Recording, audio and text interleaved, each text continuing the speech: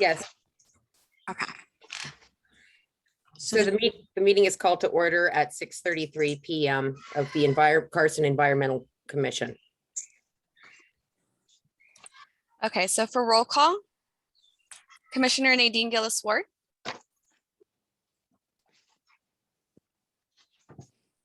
Commissioner Lillian Hobson.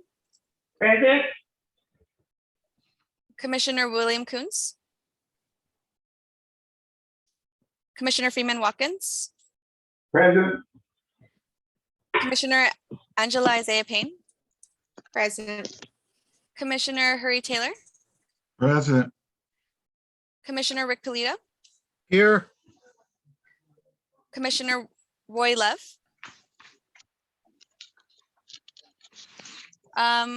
Alternate Commissioner Celia Balapando.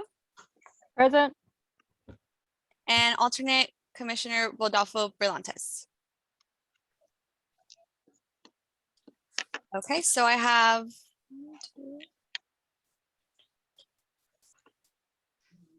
six present and 1, 2, 3, and 4 absences. Jessica, I see Commissioner Love on the line. Oh, yes. So do you got 7? So we have 7. Commissioner Love, can you hear us and can you respond?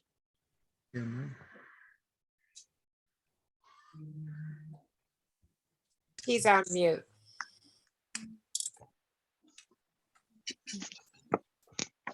And I see Commissioner Coons has joined us. I was here. I just raised my hand instead of saying here Yeah, because I was on mute. he was here. Yeah. Okay. Yeah, I was here at the original roll call. Okay. Mr. Love, are you here? Please unmute.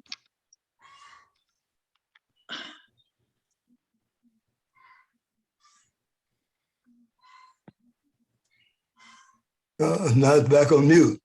Oh, We can hear you. There you are. Okay, you can hear me? Yes, sir. We can't Yes, see sir. you, but we can hear you. Oh, you can't see me now, huh? Right. That's, We cannot see you, Mr. Love. yeah, that's what I'm trying to see where on here. A little blue box with a camera on it, Roy. Oh, okay, I'm looking for a little blue box. Oh yeah, here's something over to the right. Let's see, right here. Let's see. See if this will do it. I don't know. And as long as you have sound and can hear us fine, that is sufficient. If you have like a low bandwidth and you are having problems with the sound and the camera at the same time, it's preferable to have your camera off. Okay. It might also, Yeah, it should be working though. Let's see, a little blue box. you can also look for a camera with a video camera. And if it has a line through, you're muted on video. If it's without the line, you're not muted on video. That's right. Camera. It'd be That's on the other one. the bottom of your toolbar or the very top, depending on your computer. Yeah, yeah. Bottom. We working. Every little baby down here. That's me. Let me do it one more time then. Now it says this site is trying to open. Yeah, well, we did open and still can't see my face. Can you see everybody else? Yeah, I can see Lillian, Ari. Let's see, I'm sure I expect I can see just about everybody else. You're good, Yeah. Dr. Love. Okay. You could just go ahead. We're working it. I'm going to be seen. As a matter of fact, I'm probably going to give a little buzz to Okay. who is that Rita? Just she probably knows what I need to do. so maybe for this meeting, Commissioner Love, just you don't have to worry about your video for today. We can work on that for the Yeah. next time. Okay. But we'll All right. go ahead, Commissioner Taylor. No, go ahead. I'm sorry. Just for today, we'll just use mute and unmute just to get through the meeting. Okay. Okay. Well, we'll move forward with the agenda. If everyone's okay with that. Item could number you- 2. So Could you I repeat- believe, are we going to do the Pledge of Allegiance? Yes, that's the next item. Thank you. Okay, thank you. All right, again, meeting's been called to order officially. Good evening. And we're moving through the agenda. Item number 2, Pledge of Allegiance. If you'll follow me and place your hand over your heart. Ready? Begin. I I pledge Pledge allegiance allegiance to to the the flag flag of the of the United States States of of America and and to the and to the republic republic for which it which stands, stands one one nation nation, under under God, God, indivisible, with with liberty liberty and and justice for all. for all. Okay, thank you. Item number 3, we've already had roll call. Mr. Chair, could we have the total attendance now repeated?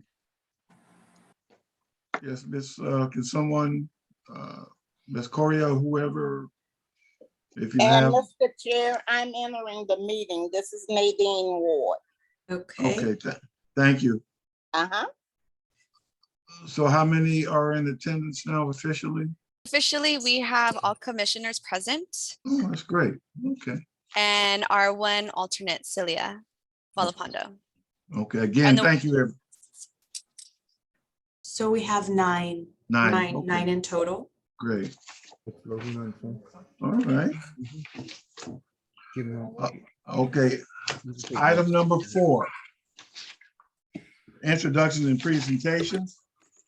And even though Mr. Love, I'd like to welcome you, sir, back to the Environmental Commission. And I guess, thank you. When I first came on the commission, you were the member and then you were the chair. So we welcome you. We certainly welcome your commitment to Carson and all the experiences that you will bring to us. So thank you very much and hope is all is well with you and your family.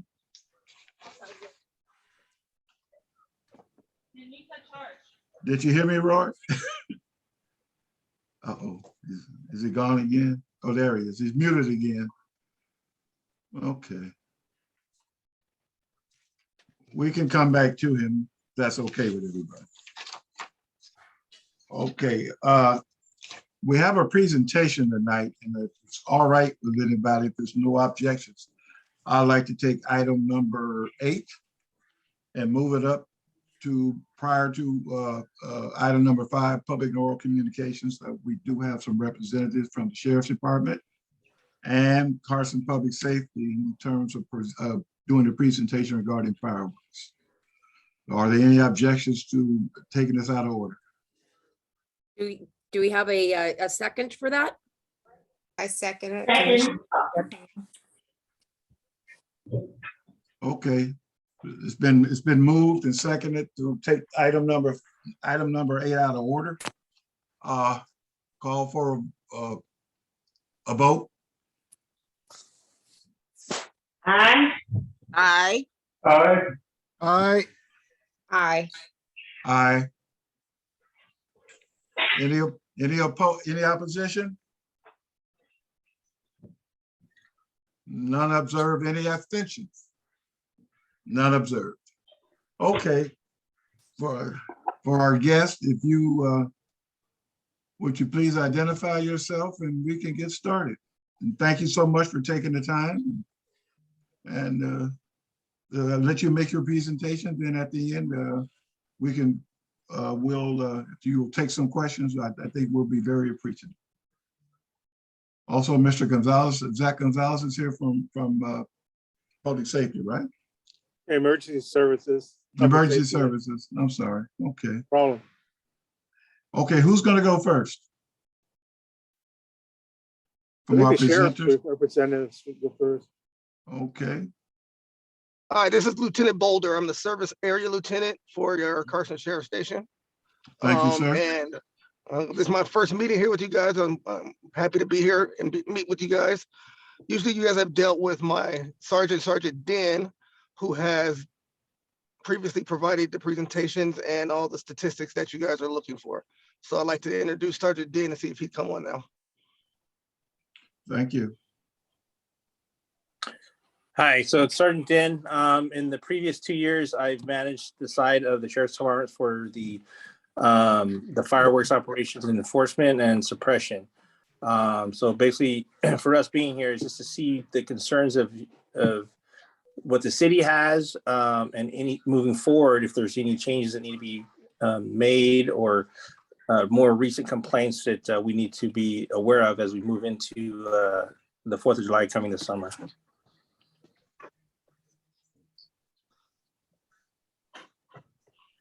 Thank you. Who's next? I mean, in terms of presentations? Well, this is Zach Gonzalez. What I would like to hear is from the commissioners, what concerns you have. Presently, I used to staff the Environmental Commission, so I'm kind of familiar with some of the situations and complaints that the commissioners had as far as concern for the fires that could take place, and the kids could get hurt. The houses could go up in flames, especially by the illegal fireworks in the community. But I'd like to hear from your commissioners again to see if anything's changed, or if you noticed anything in your community that public safety emergency service should be aware, because our primary role in the city is to support our local fire department and our sheriff department. We're a contract city, so we contract with LA County Fire, LA County Sheriff. So in case there's an emergency, we're support staff for them. So I'd like to hear from the commissioners what your concerns are this evening. Thank you, sir. Who wants to go first? Who has a question from the commissioners? Mr. Chair, this is Nadine Ward. Yes, ma'am. Okay, my question tonight is, I guess my question would be directed to the sheriff's department. On last year, I noticed a huge uptick in illegal fireworks being shot off in our neighborhoods. And I know that we are granting permits to nonprofit organizations to sell what we call legal fireworks. I want to know what's being put in place to help control some of the fireworks that are coming into the city illegally, and they're being fired off prior to 4th of July, like maybe a month ahead of time, because last year in my area, and I'm on Termont, close to Central, we heard fireworks start long before the 4th of July weekend. So what steps are being taken to kind of like weed out some of this noise that we're hearing way ahead of time? So I'll take that. Basically, so for last year, before the 4th of July, the SEO teams basically were running under or reverse buys, where we monitor social media and we identify people that are selling illegal fireworks to the residents of Carson.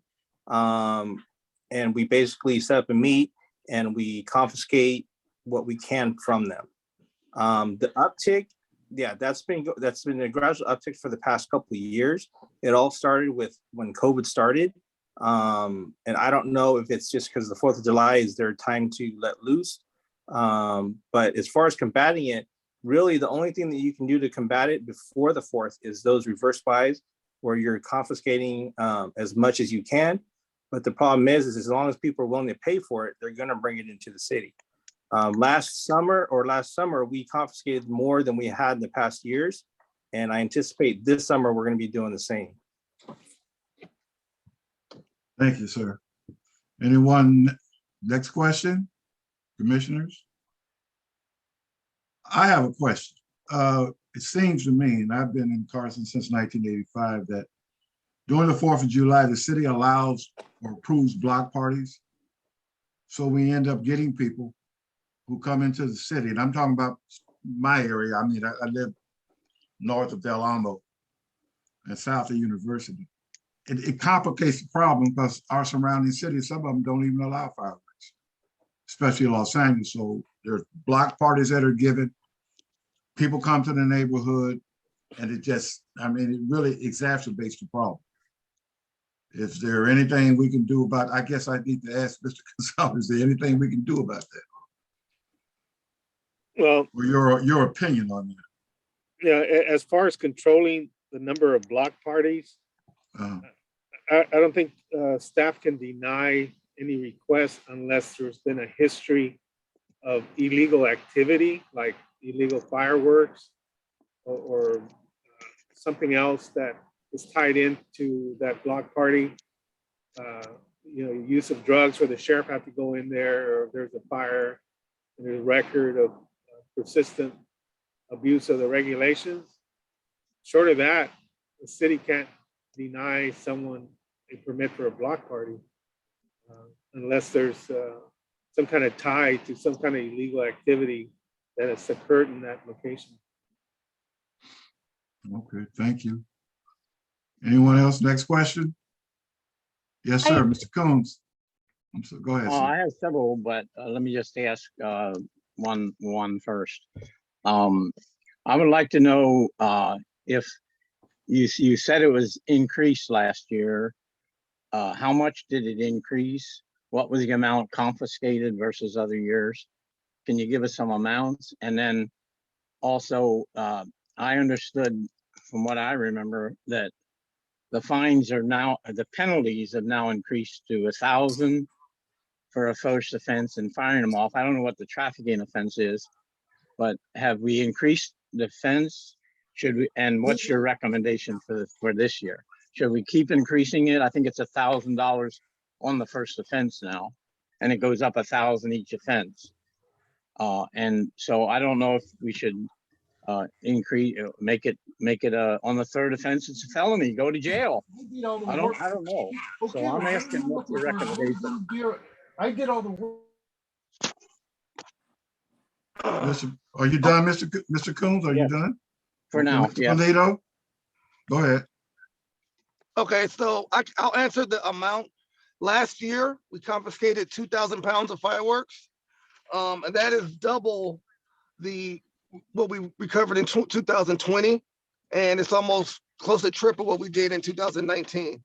So the teams did a good job of confiscating a good amount of fireworks for you guys. And I anticipate we'll be doing more this year now that all the restrictions are up from COVID. Okay, thank you, sir. Okay. Mr. Polito, you were next.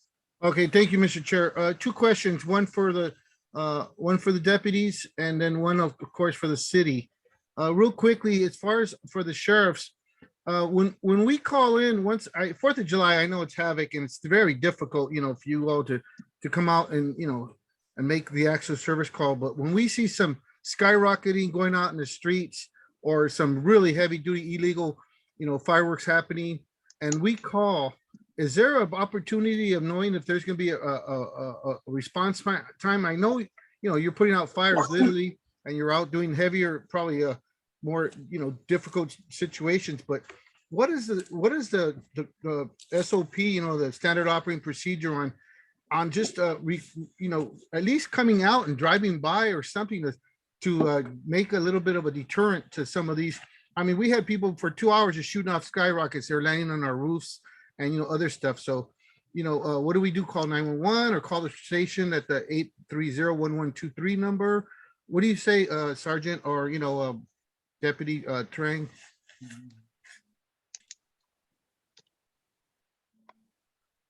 So as far as the calls for service, as you guys already know, those come in and we only have so many deputies out there that are able to respond.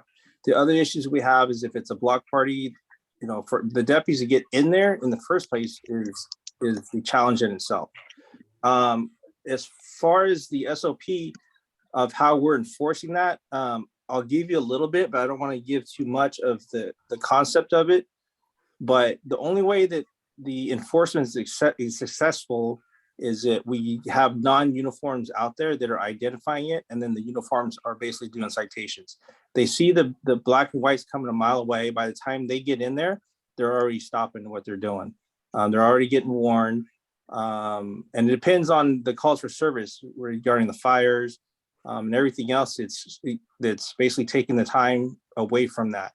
The deputies try to make their drive-bys on every single call. But again, it depends on what area of the city is being inundated. And those teams have to focus on that. And on that matter, once we get into an area where they're having a party and then they're intoxicated, that increases the amount of personnel we need to basically safely do what we need to get in and out. So that's the delay. There's going to be a lot of calls you won't see the deputies drive by because it's just not possible to hit all those calls. If you look at all the calls on the 4th of July, there's hundreds and hundreds of it, but we don't have that many deputies deployed that night. Yeah. No, thank you. I know you guys do a great job and it's tough. I just wanted to get a feel for the rest of the commissioners. My other question, please, Mr. Chair, is to Mr. Gonzalez. Hi there, Zach. Good to see How you you. doing? All right. So real quickly, do you have any data, or will you guys be collecting data as far as the pollution on the environment? You know, one thing our commissioners are, very concerned about is the just the toxicity that, with all the smoke, and we literally close up shop at the house here. No windows are open for 3 days. We just, it's just the acidity, the smoke, the whole element of the pollution that, that the fireworks are, causing, not just by Carson, it's from the whole, South Bay area. We know it's out there, but do we do any data collection, or do we have any base where we could start looking at how we can maybe curtail, or at least just see how that's, being monitored, if you will? Yeah, as far as curtailment, it goes back to what the sergeant was saying. It's going to be hard to curtail if they're still selling during off season or whatever. They're still selling the illegal fireworks because they don't have enough staff to monitor. But I think that the air quality district for the South Bay may have records. We need to approach them to see if they've had tests before and after the 4th of July and what those records reveal. Again, the change in air quality would be also associated with how many massive fires are started because they land on a roof or in a house somewhere and it causes a major fire. The small fireworks, of course, that's not going to impact the air quality, but if there's major fires, that will. One recommendation I have, and I don't know the legality of it, or if the sergeant or the lieutenant can articulate on whether they can do something like this. There's records that the sheriff has, and maybe to the fire department, of who has been cited in the past for illegal fireworks that are people that live in Carson, either in an apartment or in a house. And I would say the surveillance of those folks would be good ahead of the 4th of July to make sure they're not up to no good and storing some more illegal fireworks. The other suggestion I have is to have your block captains or neighborhood watch be on the lookout and have like a situation awareness of just talk to your neighbors in the neighborhood watch to make sure if there's any activity where they see people coming out of their either trucks or vans with stacks of some kind of fireworks that they can see, to report it. Don't wait till the last minute. If they see something suspicious, to report it to the sheriff's office, to the fire department, so they can go, we'll double check, make sure there's nothing. But as far as the air quality, we can make a call to see if there's any records from the air quality district staff, and see how that can be done. I don't think that off the top of my head, I don't think that's really like it's been a priority for them. But I think that we could make it an issue because the city of Carson is updating their general plan, and the general plan there's a safety element, and we can put language in the safety element that increases the coordination with the air quality district to have these tests periodically of the air quality before and after, and to have some kind of mitigation measures to make sure that these illegal fireworks don't cause major fires. That's what I would suggest. Because the major impact concern of the air quality district is based out of complaints. Like when we had the odors that were coming out of the Dominguez Channel, Yeah. they were responding to those complaints. When there's a refinery fire, then the residents that live around that refinery will complain to the city and to the air quality district, and the air quality will check the monitoring stations that they have around the refinery. So they're not really proactive for fireworks, but we can try to get them involved. Hey, thank you, Thank you, Gonzalez. Mr. Gonzalez. Yeah, thank you, Chairman. You gave me some good thoughts. I will follow up with you with those suggestions. I appreciate those are good, valid recommendations. Thank you. Ms. Hobson, I'm sorry, you're next. Mine is just a comment. We, in my area, we hear the fireworks throughout the year. Now, it's been a couple of months now, but during the month of January, it was extremely high. But what can we do in order to try to combat this? Because it's happening not just during the summer, but all throughout the year. My question. Next person, Lieutenant or Deputy Cueva, Sergeant Berg. Oh, they're muted. Okay. Anyone I'm can sorry. answer that question? What was the question? I mentioned that we have the fireworks throughout the year. It's not just during the summer. So what can be done? Because some weekends over here, we hear fireworks Friday, Saturday, and Sunday continuously. Right. So that's completely a personal deployment issue. What you're talking about, the ones that they're still shooting throughout the year, correct? Yes, throughout the year. Yeah. So obviously before the 4th of July, we do all the enforcement. We do the undercover buys before that. And then a couple days after that, we do focus on that. But if they're shooting them off months down the line, it's just residuals of what they did shoot off because they got scared of doing it on the 4th because of the enforcement. So that's a residual of that. I'm not sure now, depending on the crime rate that's going on, the fireworks now becomes secondary to the other stuff going on. But I assure you, during the 4th and around the 4th, the station puts a lot of resources into knocking that down the best that we can. We can try and extend our enforcement a little bit more. We would just have to look at the numbers of what we can provide personnel wise to get that done. Thank you, sir. Mr. I have a Chair. question. Oh, I'm sorry. Go ahead. I'm sorry. I'm sorry. Okay. Let me add. No I problem. want to add to Sergeant Dan also. And also, if you see any fireworks in your neighborhood and you see the address where they're at, feel free to call us, let us know the address, because we will send the car out, type in a call, send the car out to come investigate that as well. So don't feel like you can't call, you feel like you're bothering us. Please call us. If you hear the illegal fireworks, we'll still send a car out to respond throughout the year. Thank you, sir. Ms. Gillis Ward, I think you Okay, have a question. my question is just, I would like to know for these special holidays, because, you know, like our co-chair just stated, we don't only experience this problem at the 4th of July, it happens around New Year, Christmas, whatever. But I want to direct my question to one of our safety officers, the sheriff department.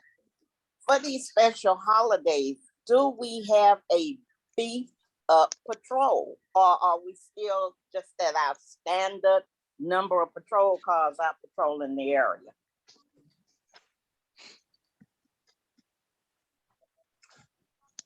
Okay, for the most part, the holidays are standard patrol.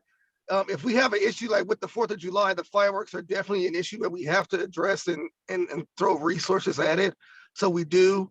New Year's is usually everybody's family is spending time with their family. So we're actually light on patrols some of those years, but we do continue with our minimum staffing for those holidays. Holidays, 4th of July, I'm not sorry, 4th of July, Labor Day, Memorial Day, sometimes there'll be some activity, and for those instances, we don't put extra resources. But I will tell you that 7 days a week, we have your special assignment teams out there. So you always have an element of your special assignment team out there to help supplement regular patrol to do additional enforcement if we find some ongoing problems. Thank you, sir. I have a question in terms of having information, wanting to report information relative to illegal fireworks. What is the best communication method? Do we go to Crime Stoppers? Do we call the station? Is there a special number to call or what? Let me ask this question. Are you referring to if you see somebody hoarding fireworks and selling them and you want to get an operation done, or are you talking about if you're just seeing people shooting fireworks in the city? No, I'm talking about actual possession of illegal fireworks. Okay, the best Or thing to do, where they're being stored at or something, sold from. the fastest way to get a result is to call the front desk so they can input a call and send the car out. Okay. If you're looking for a more detailed investigation, we can get you in contact with some of our special assignment supervisors so that we can put operations together that are more detailed and in-depth. Thank you. Okay. Next question, anyone else? Next. Yes, ma'am. Is it my turn? Commissioner? Yes, ma'am. Yes, ma'am. I have a number of concerns, but I just wanted to respond right now to what we're talking about as far as reporting people. Last year, I had the experience of, in the middle of the night, someone setting off cartons and cartons of the illegal ones around the corner, 218th Street in Martin. I took pictures of these things being shot off. I called the sheriff.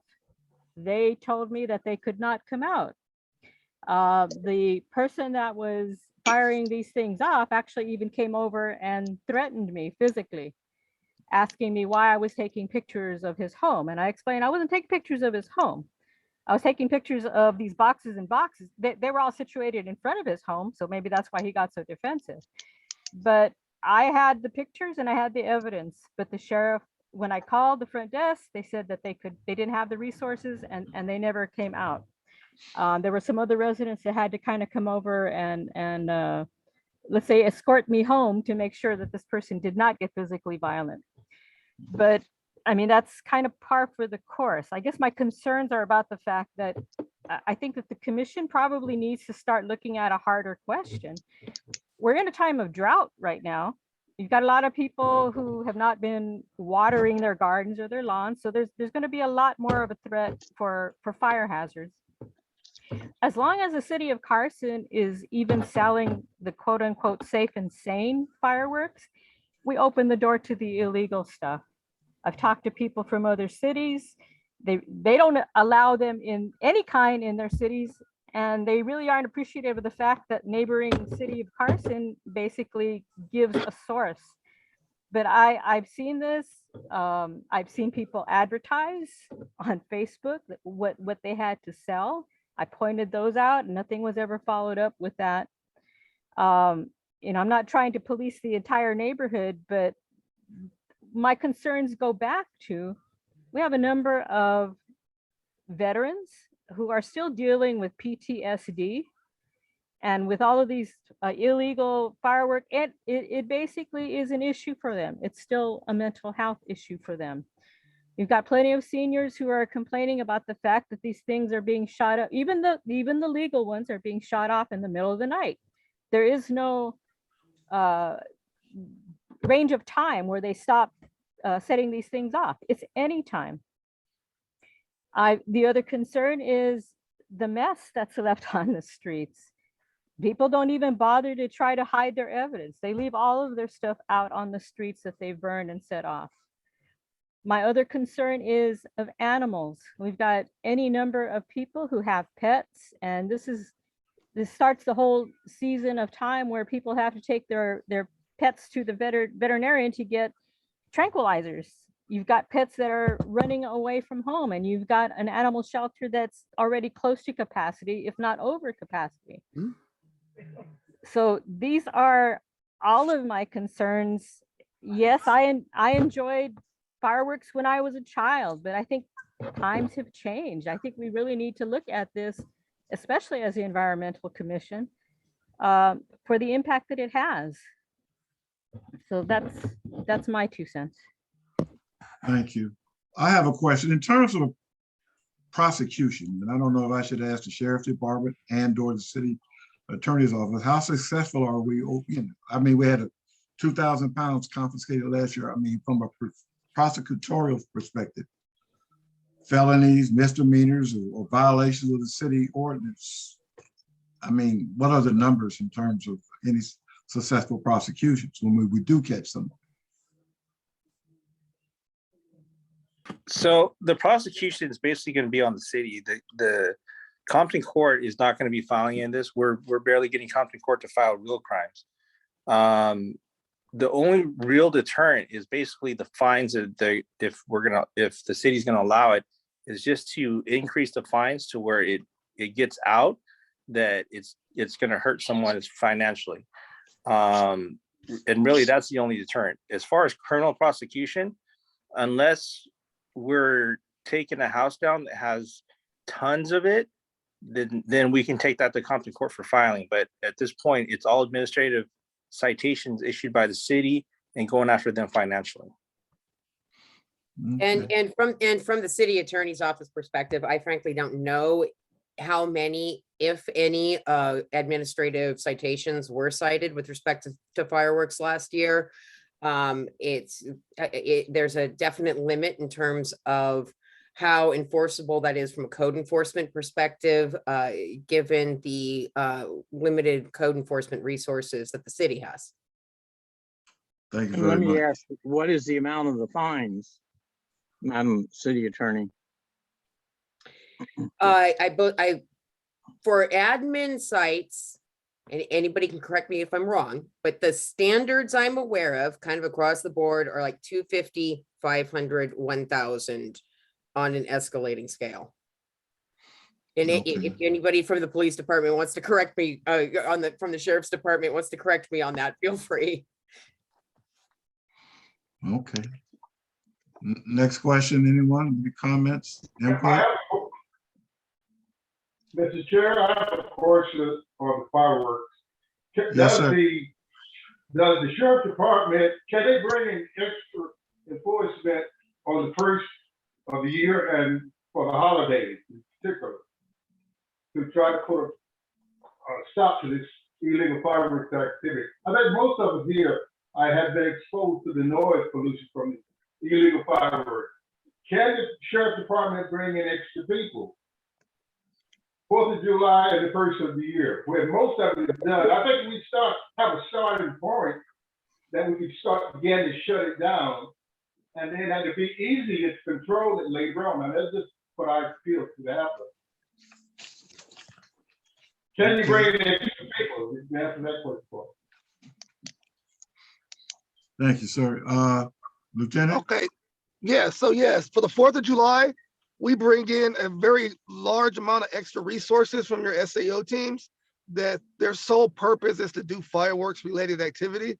So you have that on the 4th of July. It just so happens that holiday is so large that even that is still, we still have trouble having enough resources because there's so much that goes on. The activity is so high.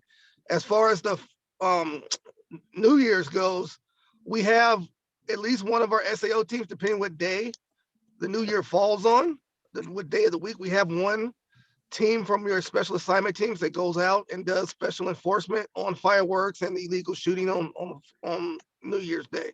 So right now, that's what we have, and we've been pretty successful. We brought in a lot of guns and a lot of fireworks in the past. So we have some special enforcement. To do more, we would have to look into setting up some more special operations.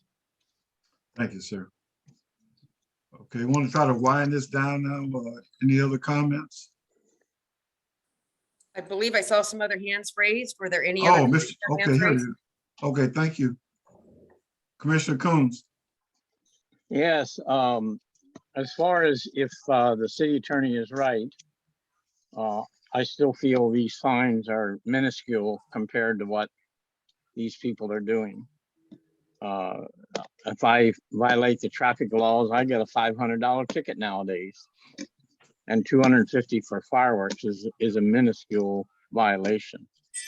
So I think we should be increasing these and recommending to the city council what we can do is increase significantly these fines. And in regard to safe and sane, I'd like to hear some recommendations there, because again, we have other things other than shots in the sky and skyrockets and loud noise. We have things called fires, and we have damage, and we have burns of the, especially small kids. I don't know, I'd like the sheriff's comment on this, whether he agrees. I understand even the safe and sane, we have some kids that get burned. And why is it? Because parents don't properly and adequately mind the kids or train them. So maybe we should make it a recommendation, even on the safe and sane, which we can't really do away with because the nonprofits are backing it solidly. I would say on the safe and sane, maybe we should require parents to be trained and to train their kids and make that a citation if they don't train and monitor and adequately watch them. So that's my two comments. One is the fires. And again, the hazards are the illegals, the fires, the pet issue is a big issue too. The pets run away and never come back. Okay, why don't I make it? And the why don't I safe make and sane with the kids getting even injured and burned from even the safe and sane if they're not watched carefully. Well, thank you. Chair Thank you. Taylor? Well, yes, ma'am, go ahead. I just for clarification, the fines are all set to $1,000. There used to be firecracker violations that were 500, but those are now $1,000. Thank you very much. Why don't we kind of complete the presentation, and then at some point, if not tonight, because I don't know what time is going to allow us, that we put this on the agenda for discussion and resolution of some type. But I'd like to finish the presentation if I could, or we could. Commissioner, you have a hand. I'm looking at Mr. Polito. I just want to say what I needed to say. Go ahead, Commissioner Polito. Oh, just real quickly, I concur with Commissioner Villapando on what she was saying totally, and also Commissioner Coons.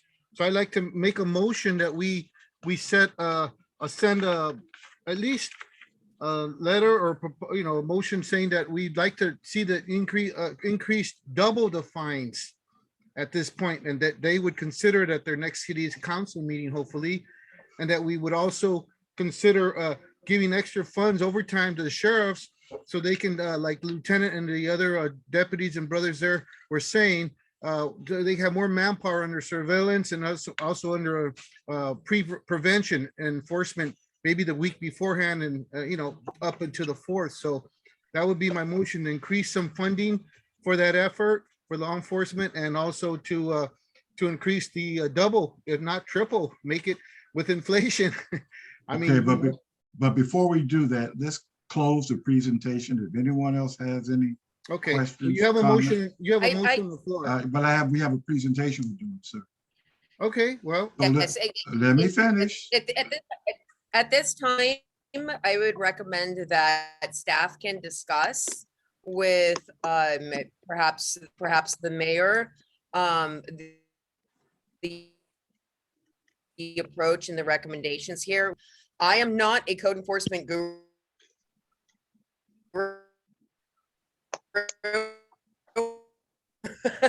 So thank you, Rita, for that. You That's clarified that. But we can explore that further with staff. With respect to the presentation, also Rita or Jessica, I just want to confirm, since we took this item before the general public item for all items on the agenda, there are no public comments and there are no interested hands raised with respect to commenting on this presentation? So we did receive a public comment, but it is not about fireworks. Okay, we reserve that one for the general public comment period. Jessica, did you receive any other comments? Nothing related to what's on the agenda. Thank you. Any other questions before we, I want to thank Okay, thank you. the Sheriff's Department for their presentation and May I Mr. just Gonzalez? interject? Go May I ahead. just interject? The Environmental Commission, I guess that went through December of 2019 before the pandemic hit. The Environmental Commission had forwarded a letter to the mayor and to the council, and I'm wondering if staff might be able to pull that letter out that outlined the concerns that the commission had at that time about the fireworks. Yes, I have access. I have access to it. Are you asking me to share that letter? Well, doesn't have to be now, but I think it probably should be considered at some point when we resume this discussion. So whenever staff feels that it's appropriate. So, what exactly do you want us to do with the letter?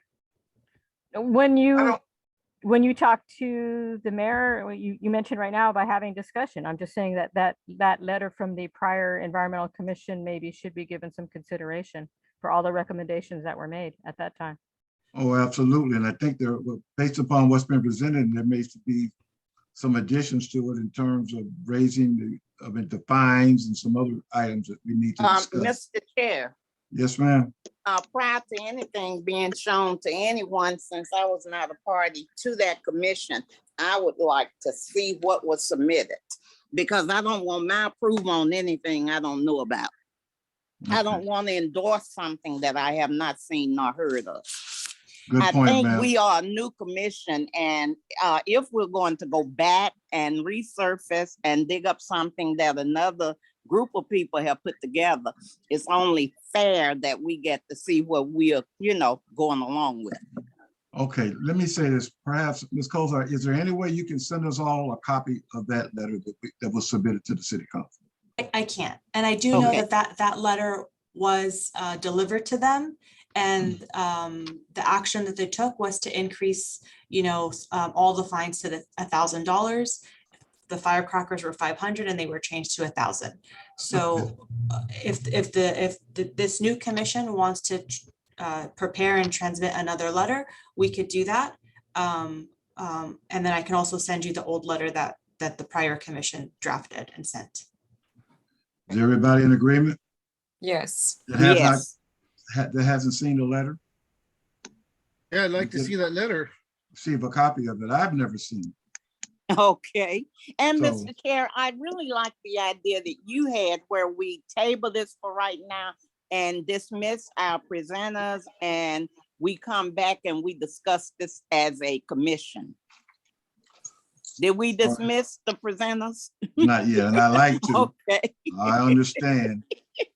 If there's no more input from the presenters, I want to thank you very much. Very, very excellent information. It gives us really a Mr. road Chair, to- Yes, sir. since Roy Love is off except for his sound, could we get some input from him since you can't see him raising his hand? There he If he is. has any input, that is. I can see him. I see his hand I see his raised. hand up. Okay, Mr. Love, can you unmute, sir? And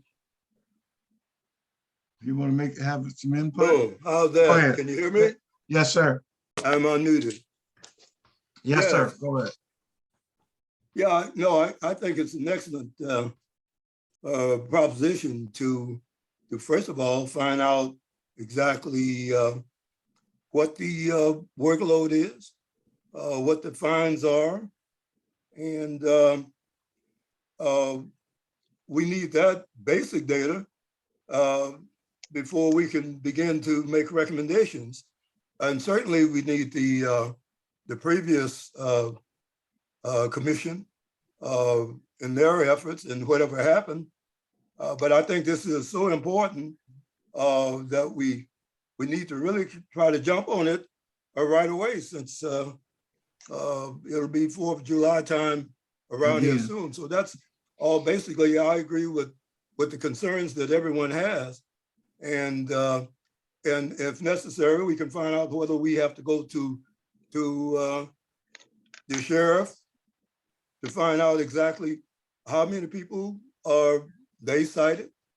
And then there are people, you know, we can deal with the court too, over there in Compton, at least to find out if they have data on what happened, what's the disposition of some of this stuff. But I think the main thing is it's definitely something that's serious enough, and we shouldn't just drop it, let it go around. And I'm aware too that there has been all kinds of fireworks, and my son even had to help put out the fire house just a couple of doors from me. I had to climb up on the roof because some of the fireworks had fallen on the latest roof on the shingles. So that's all. I know you want to move, but let's see if we can go right ahead on this. Once we have our data together, then we can certainly approach the city council with whatever our arguments and whatever we have. That's all I want. So, Mr. Chair, excuse me, I will withdraw my motion, but I still wanted to be on the record that we believe, I think, one, for sure, the presentation was excellent, and we heard it out loud from the law enforcement, our friends here, the deputies and management, that they are shorthanded. So without saying, we will be asking I will be asking my motion again next time around or sooner, because like Mr. Love said, May will be here, and I'm sure city council is going to work on this at their next city council meeting, or they're going to hear what we're saying right now, and they're going to say, well, what were some of their recommendations? We need to get overtime over to the sheriffs so they can have from July 1st to July 4th a concerted effort of doing their surveillance and doing their due diligence to keep our safe community and to take care of our families. And two, that we, you know, what was said earlier, that we, you know, double the fines from 1,000 at least to 2,000 is what I'm thinking, minimum for now. And third, the citation issue, that we look at that letter that was sent in 2019, and that we, you know, we put that back into the record and add these amendments or add these additional comments that we're having tonight, because I think it's done. We need to do it now sooner than later, because we're in April, and before you know it, like Dr. Love said, we're going to be, you know, behind the 8 ball again and miss it. So we got to prevent now and start rolling the ball on the budget and making sure that we can get the funding out there to get the safety concerns that we're all knowing that's happening out here, and get some citations out there that are going to make an impact. So I'll hold on my motion, but I want that for the record and stated that we will be, and not just for the mayor, but for the whole city council, that they should take this up, which I'm sure they will, after this commentary that we gave tonight at their next city council meeting, I'm hoping, or sooner than after. Thank you. I have a hand up. Miss Commissioner Isaiah Payne, you had your hand up. Yes, I just wanted to concur with you that we allow our presenters to be released. I'd like to thank the Sheriff's Department, all the representatives that came forward with the information, and most importantly, the transparency. And hopefully, after further discussion, we can go back to the council and get some support for you as well. Thank you. Thank you very much. Are there other hands raised? No. Okay, so Commissioner Polito, if I may, in terms of your motion, if you wish, and if there is a concurrence of the group, that we continue this item to a next meeting where it's agendized to in such a manner as to elicit formal recommendations from the commission after reviewing and looking and possibly revising that former commission letter. Oh, we can do that, and you're welcome to do that now. That is a fair result from this. That would be a fair motion to come out of this presentation. Thank you, Madam City Attorney. Thank you very much. Then I'll go ahead and make that motion. I'll second it. This is Commissioner Payne. Okay, it's been moved and seconded. Would you repeat your motion, sir? Yeah, that we recommend to the Honorable City Council to do a couple things. One, look at increasing overtime or budgeting so that the sheriffs have enough ample manpower from July 1st or maybe even sooner, the June 20th. It depends on City Council and the budget. I won't talk about that too much, but that making sure that we give them enough time, a weeks maybe up into the 4th of manpower so they can, patrol and take care of the safety and the needs of our children and our families. And secondly, double the fines if possible. And then thirdly, just to make sure that that letter that the city attorney mentioned, that we make sure that that's included with these recommendations tonight. Just to be clear, the way I was articulating this, it would be at our next meeting to bring back the recommendation as opposed to making specific recommendations now. Give everybody to review that letter first and make specific recommendations as opposed to making a recommendation to the council at this point in time. There's a lot of research that's going to have to underlie doubling the fines. Again, I'm not a code enforcement guru, but I'm quite sure that there are some pretty stringent and actually fairly new state law limits on what we can cite in terms of administrative code citations. Okay. I concur with that. Me too. I concur. Okay. Also. We need a vote on the Mr. Polito's motion regarding bringing this back for further discussion at our next meeting and formalizing a letter and additional recommendations relative to fireworks and our recommendations, fines, and etc. Okay, all in favor? Aye. Any opposed? Chair Taylor, can we do a roll call vote? Yes, please? yes, ma'am. Go ahead. I'm sorry. My fault. Go ahead, Jessica. Well, everybody's present, so I saw everybody said aye. That's So do you still want me to do a roll call vote? Please, I go can see ahead. everybody, so. Go ahead. Okay. Commissioner Nadine Gillis-Ward. Aye. Commissioner Lillian Hobson. Aye. Commissioner William Coons. Aye. Commissioner Freeman Watkins. Aye. Commissioner Angela Isaiah Payne. Aye. Commissioner Hurry Taylor. Aye. Commissioner Rick Polito. Yes. Commissioner Roy Lev. Aye. Alternate Celia Valapondo. Aye. Okay. It's carried anonymously. Thank you very much. Motion you. passes. Next item, again, I want to thank the Sheriff's Department and where's Zach go? He's gone. And thank you very much for your presentation and your patience and the information. All right. Thank you. Thank you very much. You guys have a good one. Thank you. Quick point of order. When the commission determined to move item 8, new business with the presentations up to up the agenda, that also includes the Brown Act presentation. But do you really want to do that now, or do you want to hold off until at least after we do the public comment period, consent calendar, and continued business? Good recommendation. Do I need a motion? I accept her recommendation.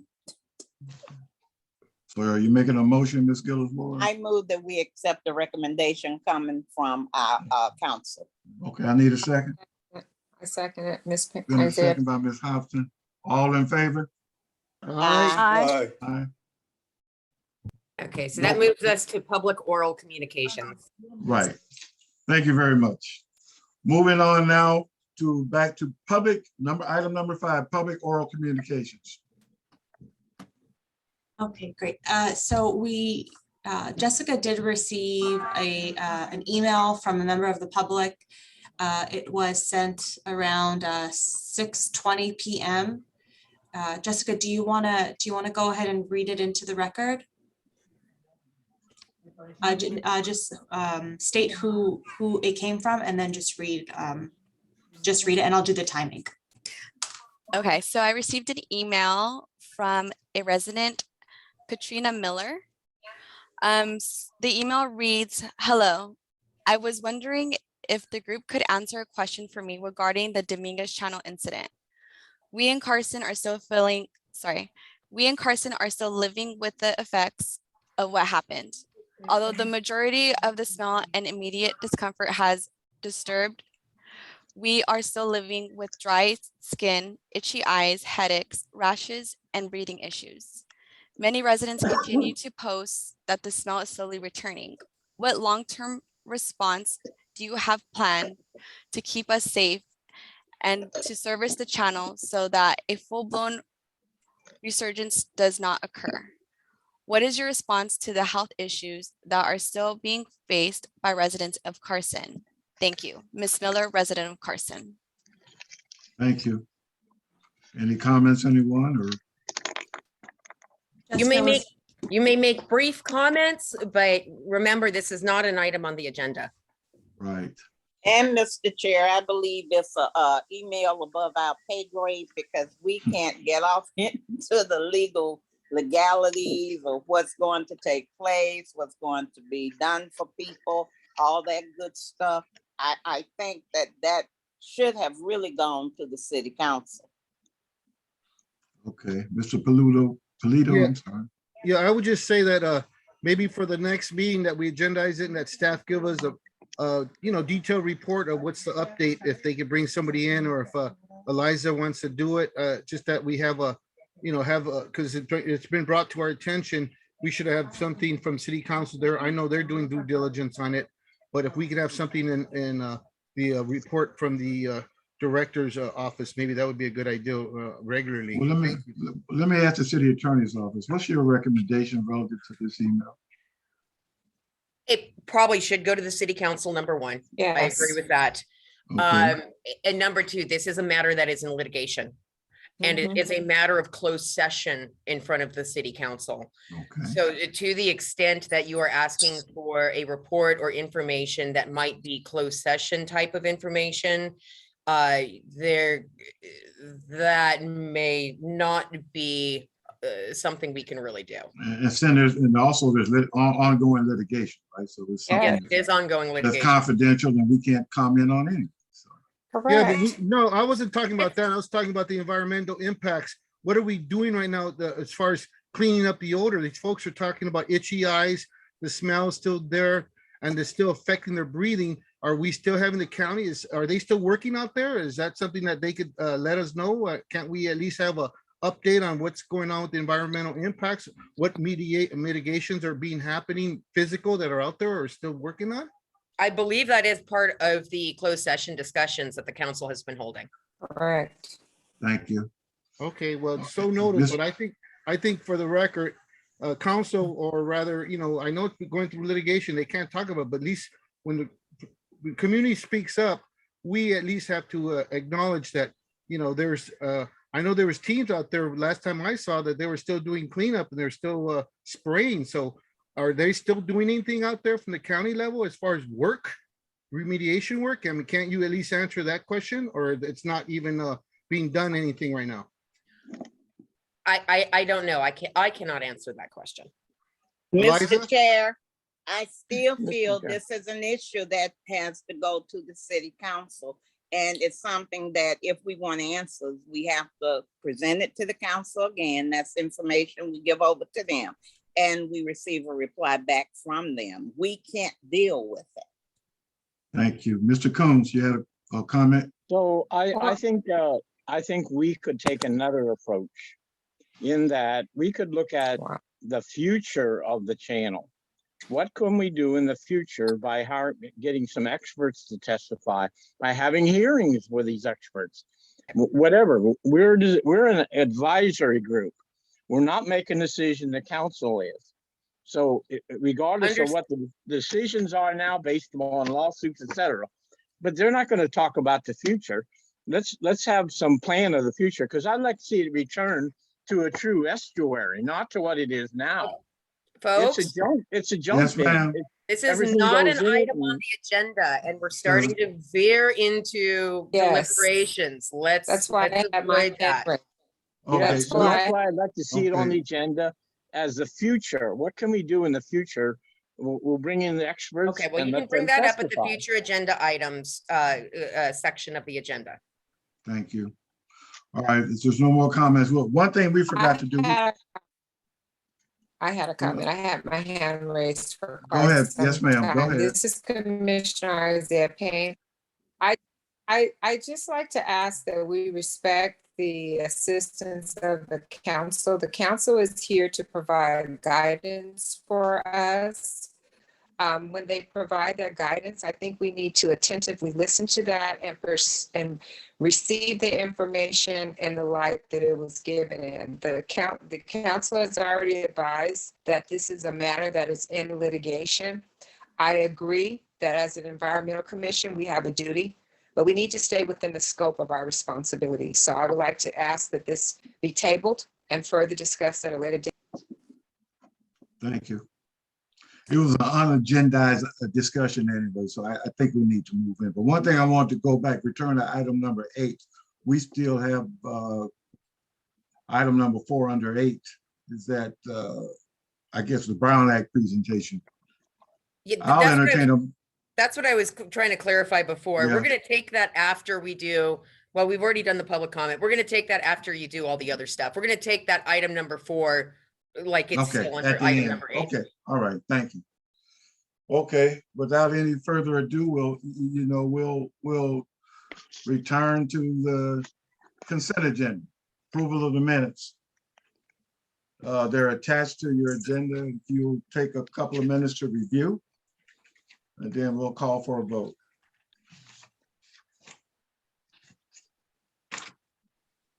Minutes? Yes, sir. Minutes from the February 24th. Oh, Minutes for okay. February 24th, March 2nd meeting. I'm sorry, the last meeting. Okay. Relatively short. This is Commissioner Hobson. I move that we accept the minutes as written. Well, I have one question before you move, Commissioner Hobson, please.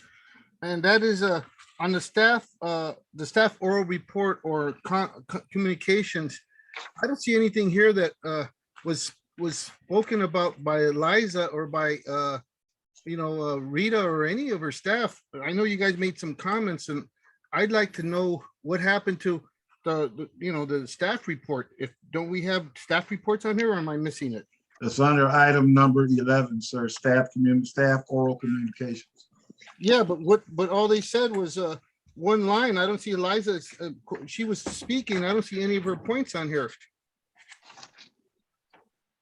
In what document? In the document, In the agenda? In the draft, the minutes. I'm looking at the minutes before we move to approve them. I'd like to know where is the director's report.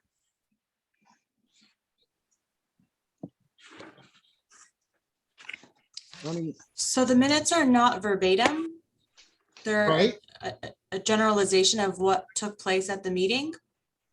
If there's something specific that you feel is missing, you can share that now. Well, I mean, she made some good points. I don't see them here, and I wanted to ask her, are we gonna, because I have some concerns I'll bring up later on, but right now, I want to ask her, doesn't she keep a report tally, or does she concur with this? Well, there's nothing there that she even spoke. I think last time I did not speak, but I think the time before I did. Yeah, I mean, is that what you're remembering? yeah, you spoke eloquently about a few issues, and on top of my head, I'm not going to go through it, but I'm just saying, I thought there usually a director or staff report, that's attached to the minutes. Some of the things that you'd comment on, what we were suggesting or recommending, or things that you want to bring to our attention, things that you spoke about. I'm asking that, or is that going to be in the future? You're going to be able to put some type of written comments on here, or you don't, or we don't do that? I know in the past, when I've been on commissions, the staff or the director always would give some testimony or something rather for the record, of what what we discussed or what he or she commented on or proposed.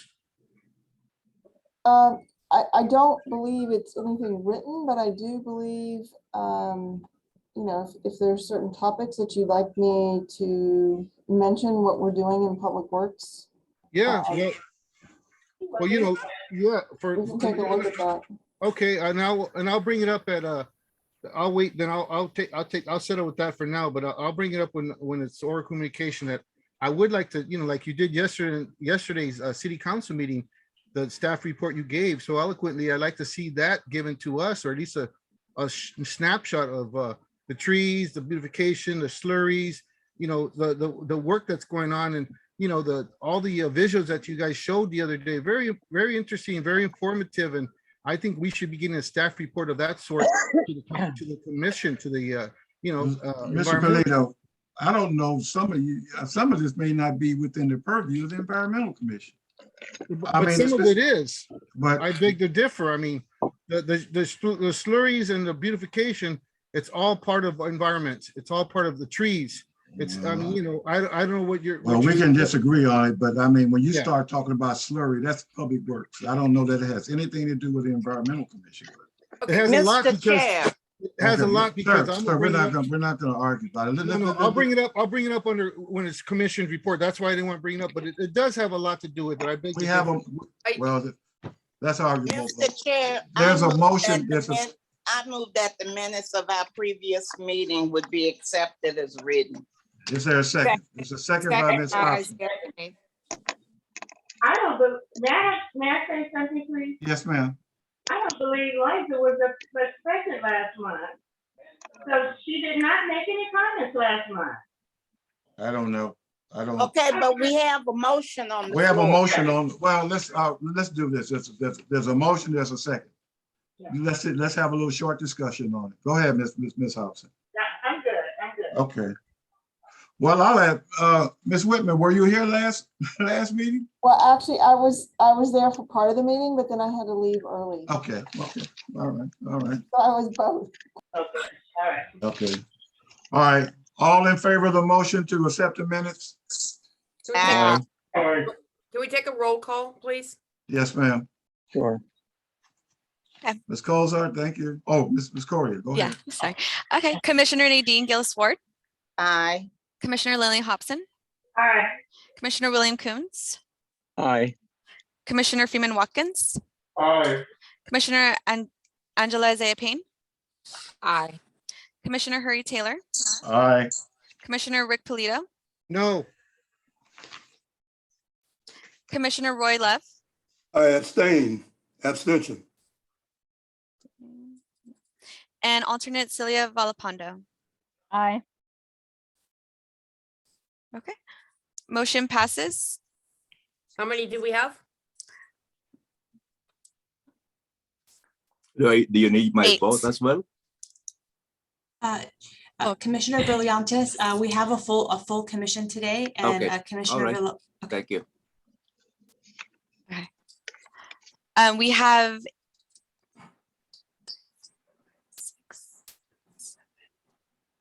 8 yeses. Okay, thank you. Thank you very much. and one no and one abstention.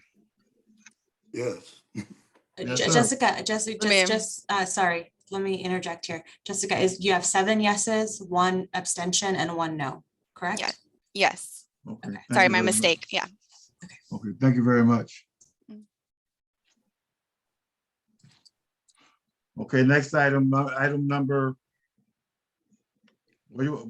Item number 9, commission members request to add items to future agendas.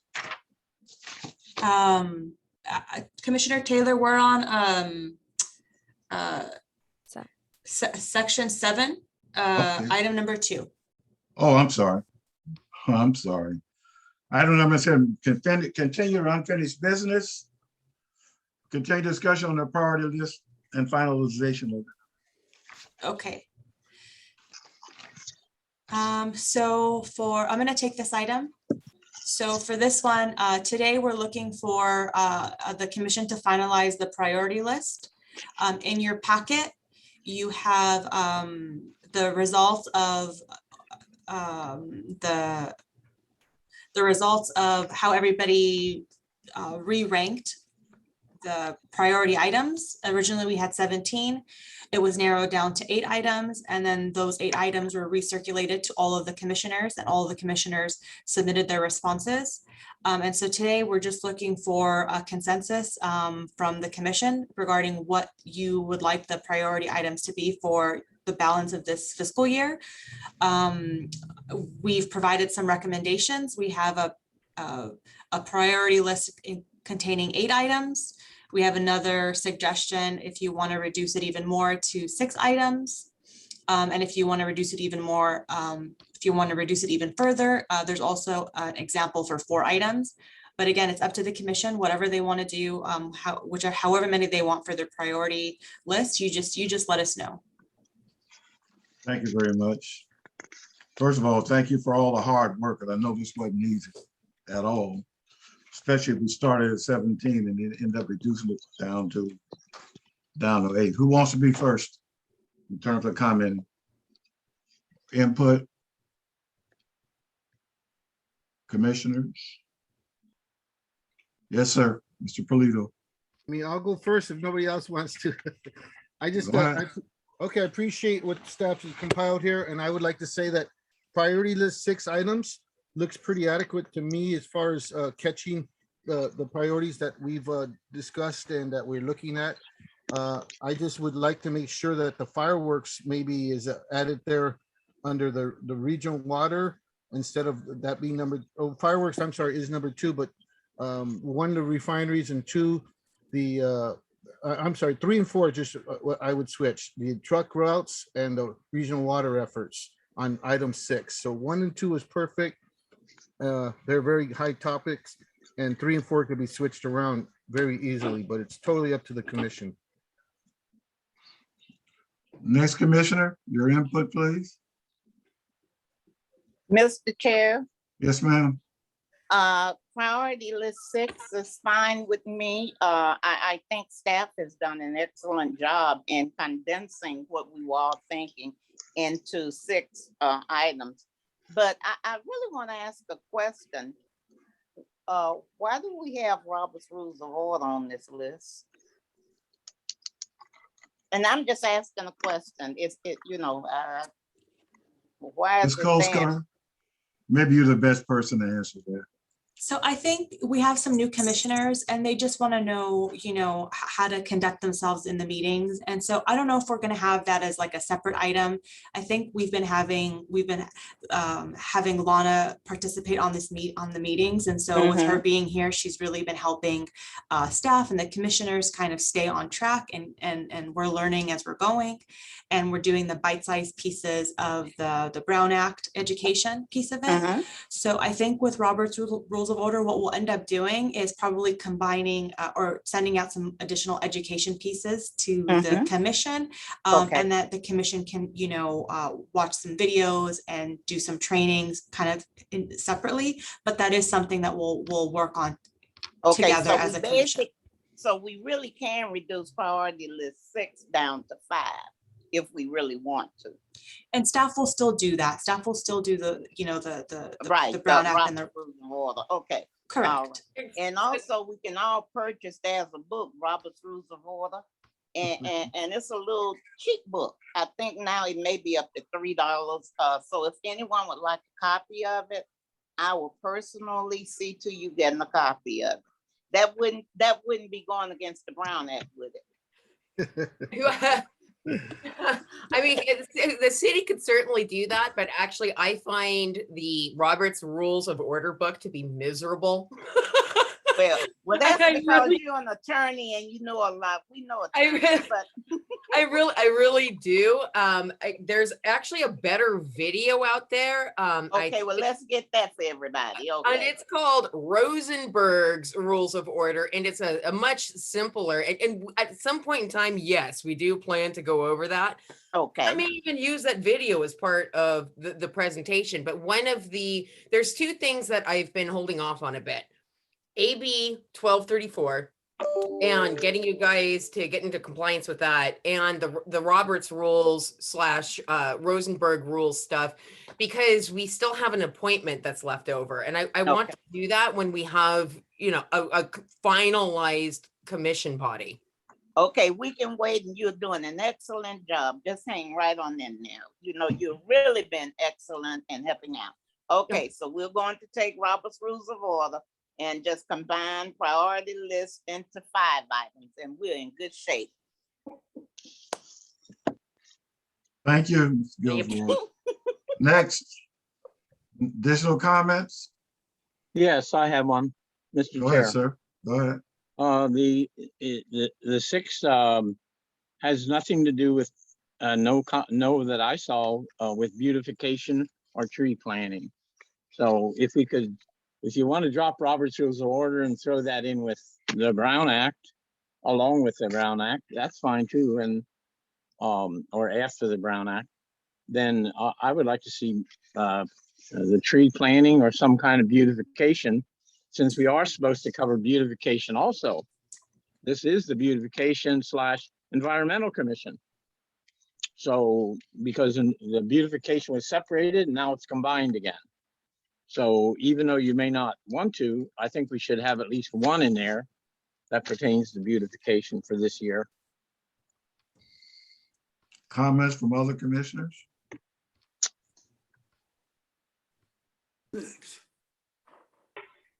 If I'm not, this is Commissioner Isaiah Payne. I just wanted some clarification from staff.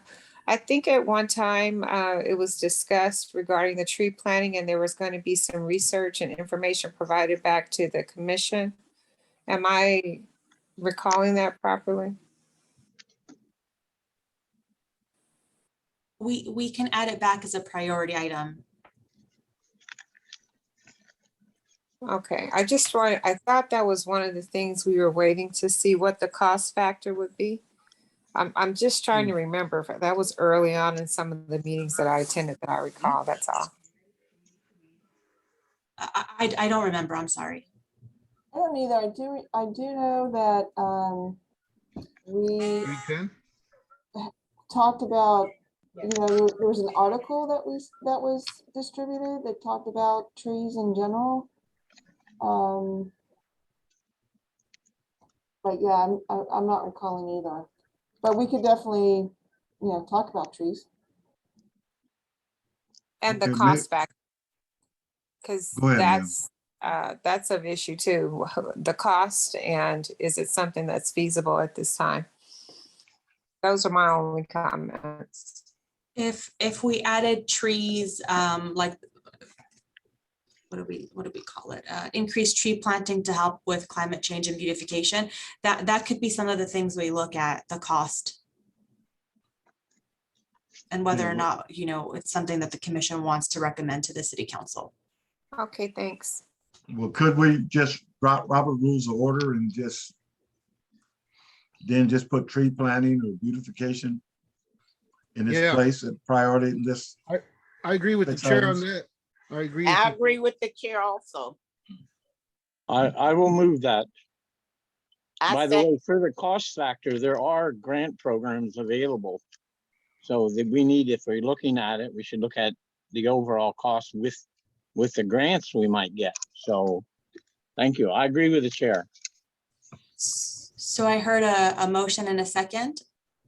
And the motion was to take the 6 items, but take out Robert's Rules of Order and replace it with increased tree planting to help with climate change and beautification. Okay. Is that correct? Yes. Yes, ma'am. Yes. Okay. All right, it's been moved and seconded to replace Robert Rules of Order with tree beautification, tree planting. Asking for, let's do a roll call vote, please. Okay, 1 second. Okay, Commissioner Nadine Gillis-Ward. Aye. Commissioner Lillian Hobson.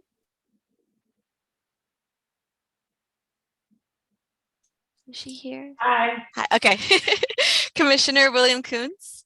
Aye. Commissioner Freeman Watkins. Aye.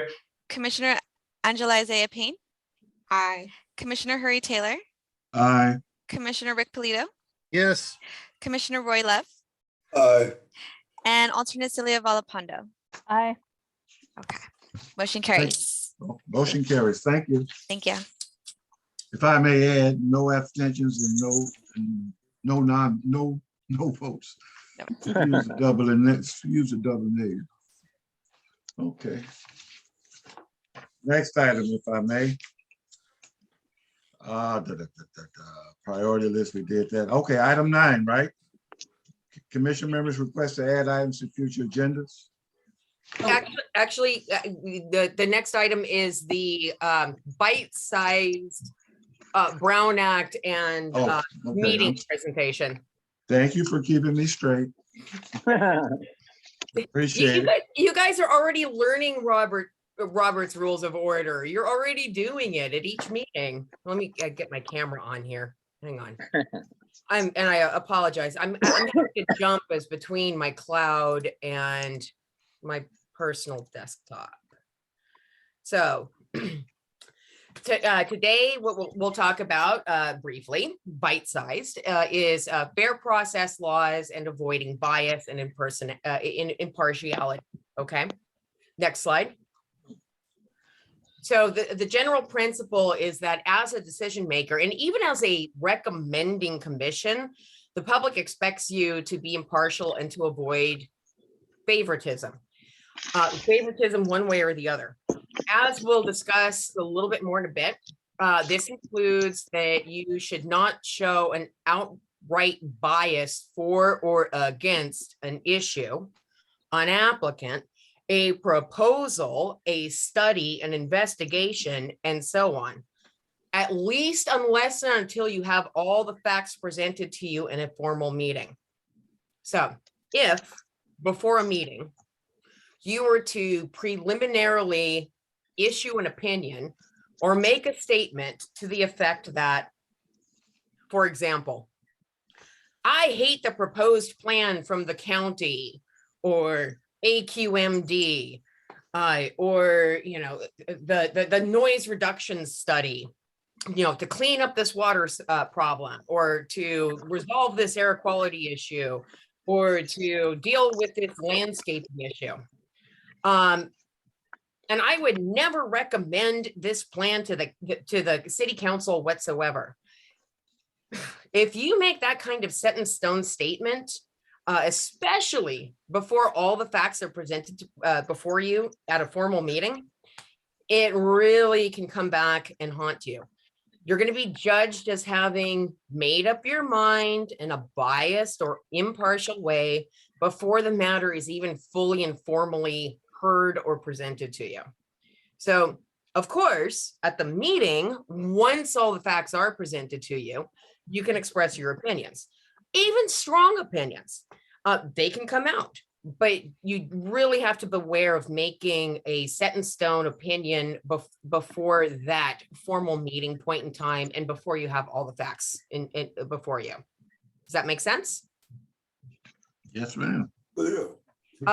Next slide. So fair process laws, due process requirements and rules, that bias those bias examples I just gave you are part of due process. There is a government code section, it's 1099. It basically codifies the common law prohibition against holding two incompatible offices. So that is the second bullet point that you see there. Basically, the doctrine restricts the ability of a public official to hold two different public offices at the same time if the offices have overlapping and conflicting public duties. This may not come up for you too much. It could as you develop your commission careers in the city, so you should be aware of it. Incompatible office prohibitions, the statute is pretty vague. I mean, the statute says that you can't hold two offices. They're incompatible. If there's any significant clash of duties or loyalties between the two offices, if the dual office holding would be improper for reasons of public policy, well, that's a pretty vague catch-all, right? If either office position exercises supervisory, audit rights, or removal power over the other office. So that's all really vague, but that's the way the statute is structured. If you look at the Attorney General opinions, examples of what has been determined to be incompatible offices are, for example, a city council member and a school district board member that have territory in common. You can't do that.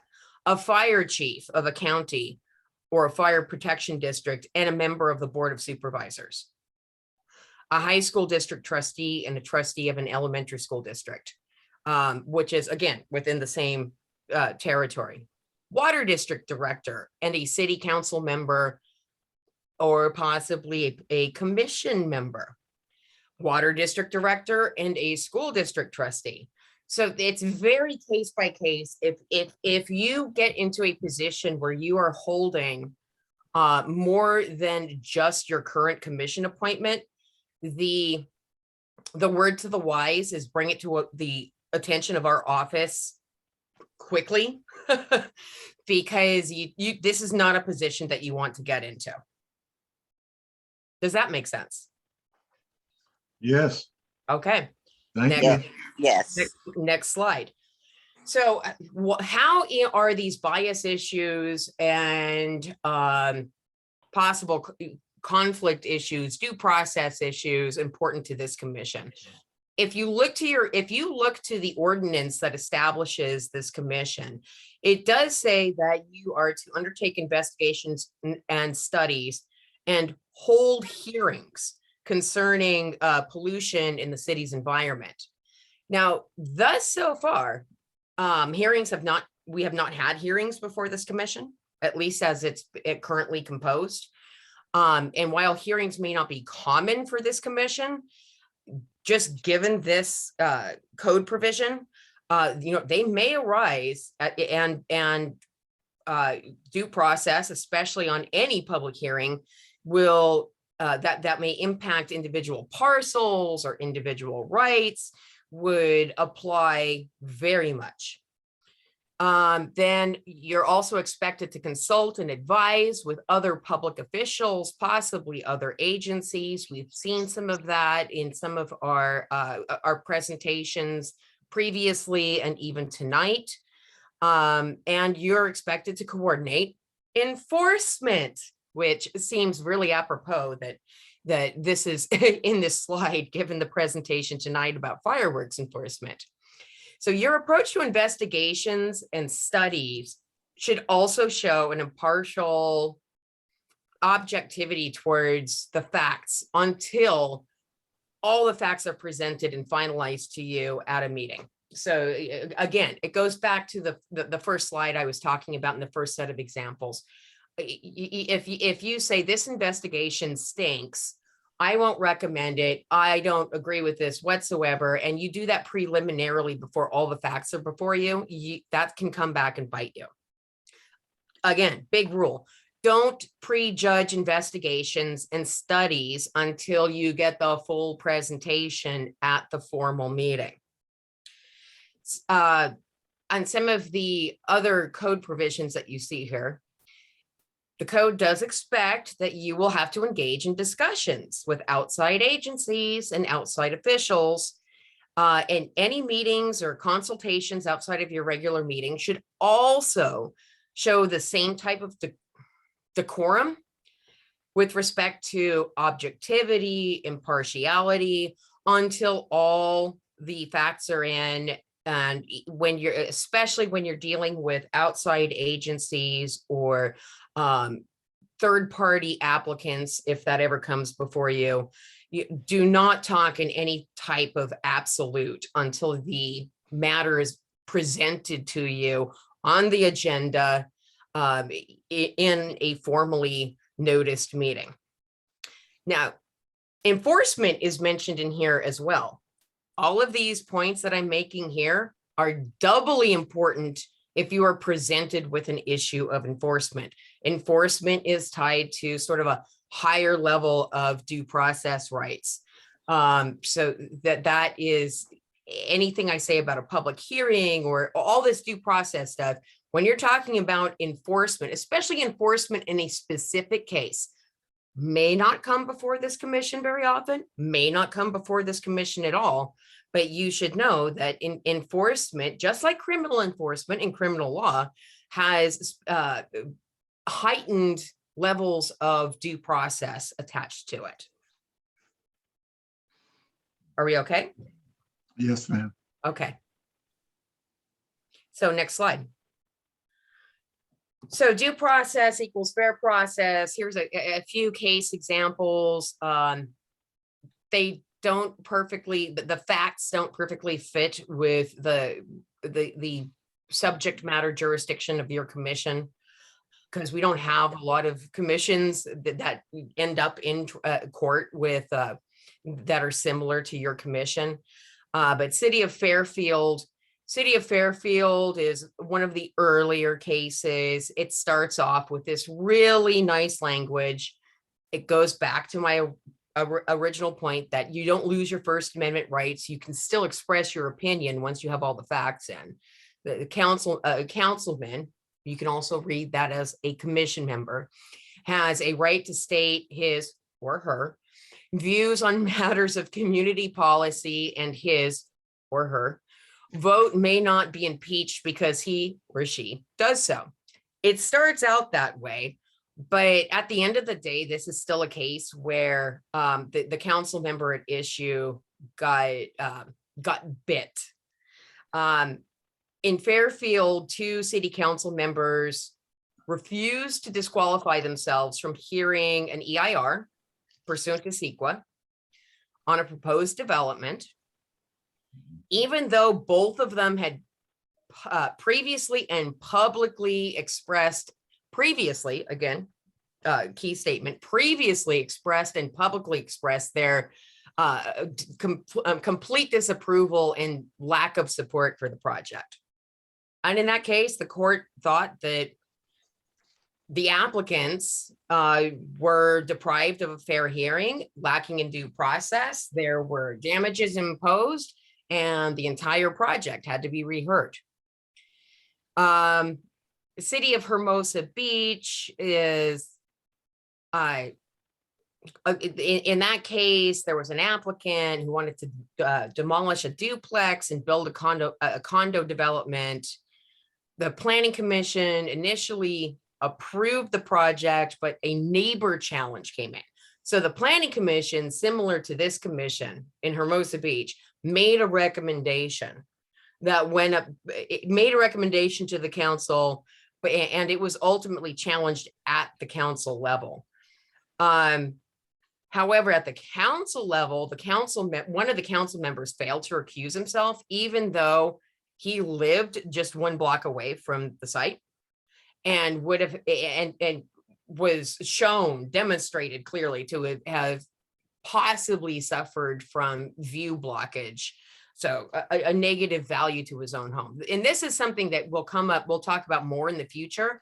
This is a clear conflict. This is almost not even a due process issue. It is, but this is a direct conflict of issue in contravention of the Political Reform Act. Now, if you're owning property and you're using your position to get specific individual benefits for your property, your income, your company, that's a problem. It's not just a due process problem. It is also a Political Reform Act problem. So that's a different type of due process issue there, which crosses over with political reform and conflicts of interest.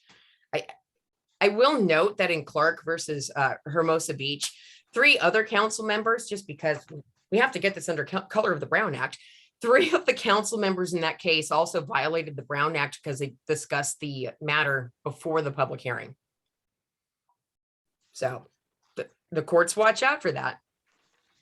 And then finally, Nasha, an applicant wanted to build a residential development, and the planning staff prepared a mitigated neg deck. It's a CEQA environmental document, and that document went before the planning commission. the planning commission in that case, and this case possibly is the one that may be most relevant to this commission, because it was an environmental document, went to the commission for a recommendation. But before it went to the planning commission in that case, one of the planning commissioners wrote an article attacking the proposed development and was fairly scathing about it. Ultimately, the project was denied. It went all the way up to court.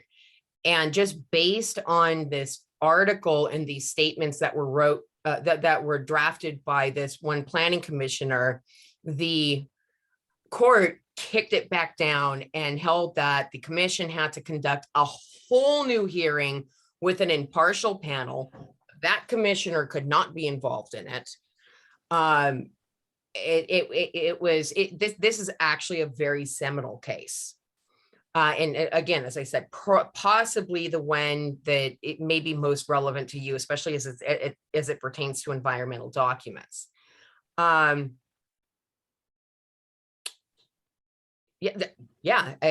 that all make sense? Anybody have any questions so far?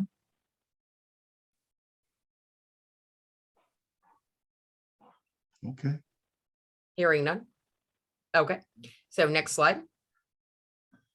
Next slide is fair process laws continued, right? Okay. Is that what everybody sees? Right, that's what- No, we Again- still have due process. Okay. Okay, so fair process laws.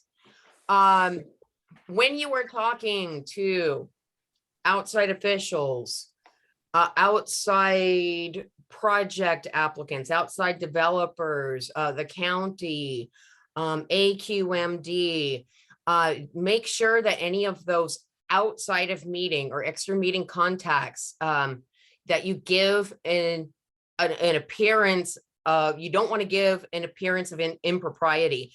If you're hosting somebody who has some sort of environmental issue that's going to be pending before the commission, if you're hosting them to dinner at your house on a constant basis, you can run into an appearance of impropriety. Well, of course this person is going to vote this way because it's their best friends. So that can lean into a bias claim. So accommodation is necessary since commissioners are appointed because of their knowledge and expertise.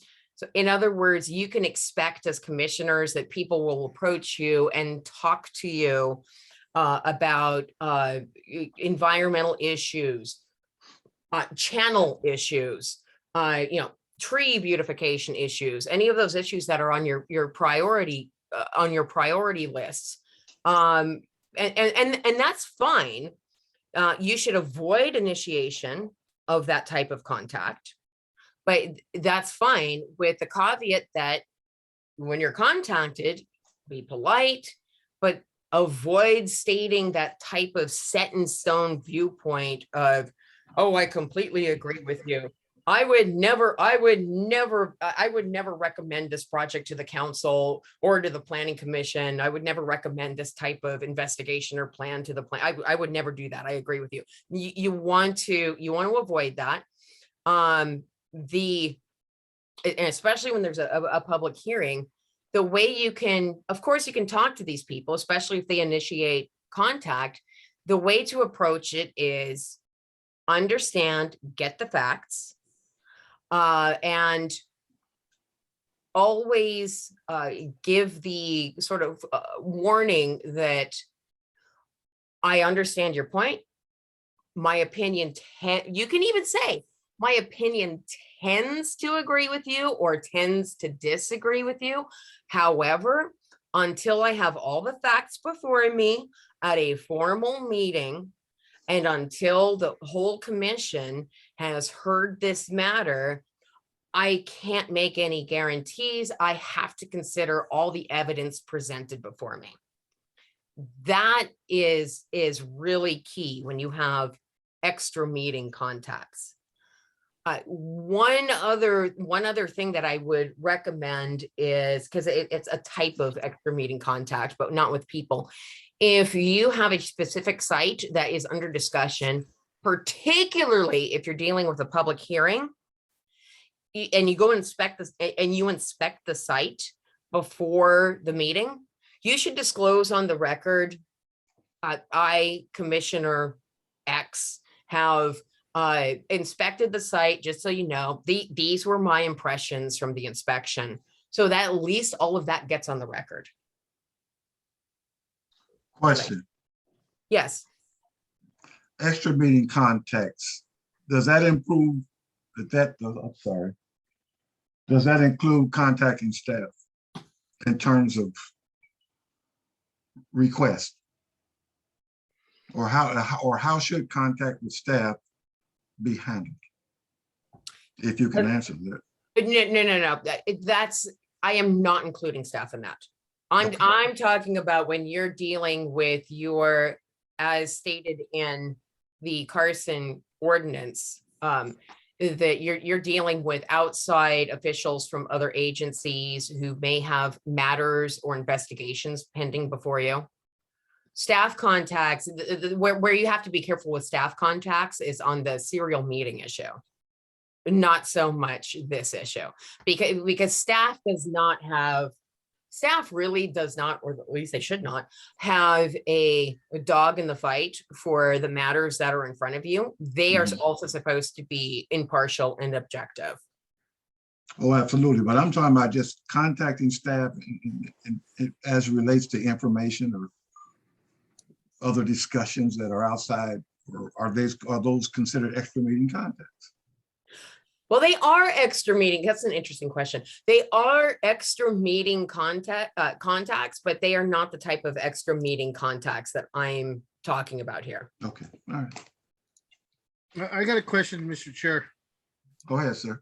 Yeah, on the site visits there at the bottom, I'm going to be bringing it up under future commissioners' requests for agenda items. I want to see your thoughts on the 157 acres. It's being remediated, it's still being worked on. We're going to discuss it probably down the road somewhere again. And so I would like to get a visitation. I'd like to go see where they're at in their remediation. Can we request that? And will we become biased by just being able to look at the terrain and actually visually see it, as opposed to just what's on the website and what's online, which I've seen? I haven't seen a site in ages. I was the original planning commissioner on that back in the 90s. It was the Metro Mall. Some of you might remember, and we were able to visit there regularly to see what was taking place and just get a view of what was happening. So can you let me know, is that okay? I'd like to see a site visit on some of these projects, some of the big ones especially, or controversial ones. Site visits are fine. Yeah. Site visits are fine. The only reason I say the site visit, a mere site visit does not lead to bias. What I'm saying is that if you make a site visit, and if that site visit is going to be a driving force of your ultimate decision, you should disclose it. I went to the Jones site, and oh my gosh, the nuisance conditions were terrible. And I saw this, and I saw this, and I saw this. That's just making a good record. That's not creating bias. Now, I will say, with respect to site inspection of, as you mentioned, the 157, do recall, if you have multiple commissioners visiting the site at the same time, if you get up to or over a quorum, that actually has to be an agendized site visit. We've done that before. That's okay. We've done that before. Question, but isn't 157 acres under litigation now? Not all of it. Well, let me finish. Let me answer my question, please. Thank you. It is under litigation, right? It's on appeal from a trial court decision. But what I'm saying, because it is in litigation, appeal or not, would that preclude us from doing a site visit? I don't think it would preclude you from making a site visit. Mhm. I don't think there's any action we can take with respect to that site until we have a final judgment. Yeah. Okay. That's a good question, Chair. And Mr. Chair. I'm glad you answered it, Lona, because I do, But Mr. Combs was before you, sir. Go ahead, Mr. Combs. no, I know, but I do. Wait a minute, sir. He was before you, please. He had his hand raised. Yes, sir. Okay, Mr. Combs, so Commissioner Combs. as far as 157 acres, it's not all, as my understanding, under court litigation. It's the Cam Carson part, the other part, sections 3, 4, and 5, I believe it is. No, section, I forget the sections, but 2 or 3 of the sections that's been sold is, and there's one section that has not been sold. So those sections are not under litigation. It's just the Cam Carson one. Is that correct? Well, I just filed an appellate brief last week for the bonding for remediation for the site. Which site? The 157, the whole site. The whole site.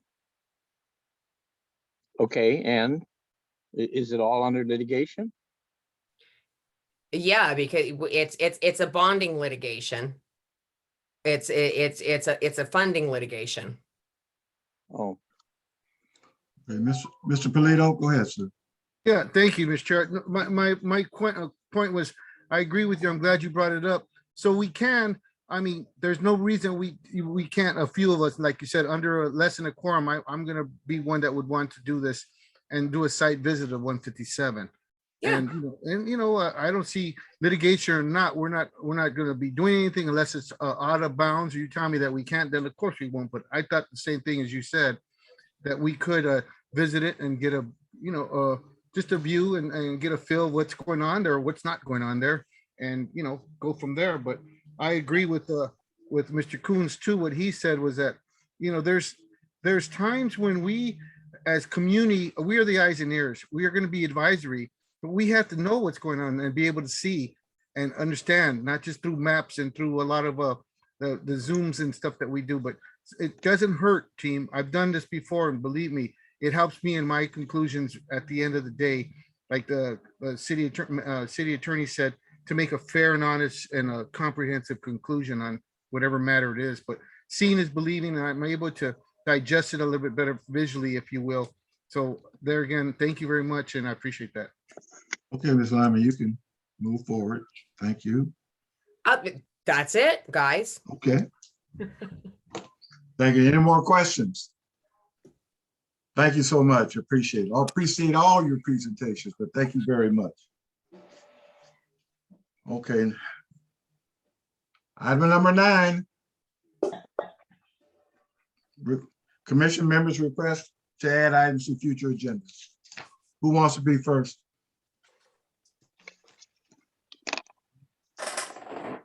I'll be first. Go ahead, sir. Commissioner Combs. Okay, so so far we have tonight's agenda. We have fireworks on it.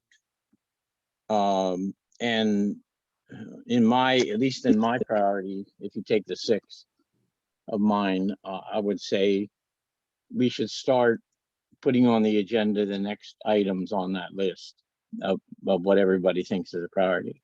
On my list, it would be the tree planting, which I have, I've promoted that a lot in the past, or a beautification issue. And then the other one is the truck routing stuff. So I would like to see 1 or 2 of those, making 3 on the next agenda.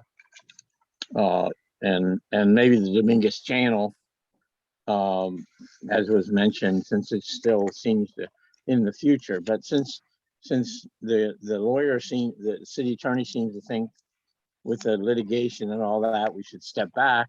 Well, let's step back then. But I would like to see tree planting and truck routing.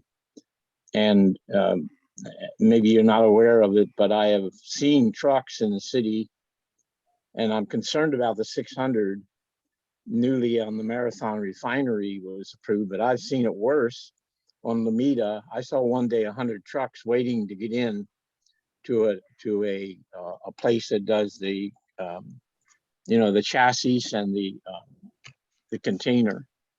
And maybe it was lunchtime or maybe it was a railroad crossing, but I've seen a lot of this going on. And so far I've been complaining with the AQMD and they're only doing a certain amount. And so I don't know if the city needs to look at this or not beyond the AQMD, but because I'm on the AB 617 committee too. So that's my take on the next items we should have on future, the next agenda, maybe the next month's, the near future agenda. Thank you. Who's next? Go ahead, sir, Mr. Commissioner Pulido. Okay, thank you.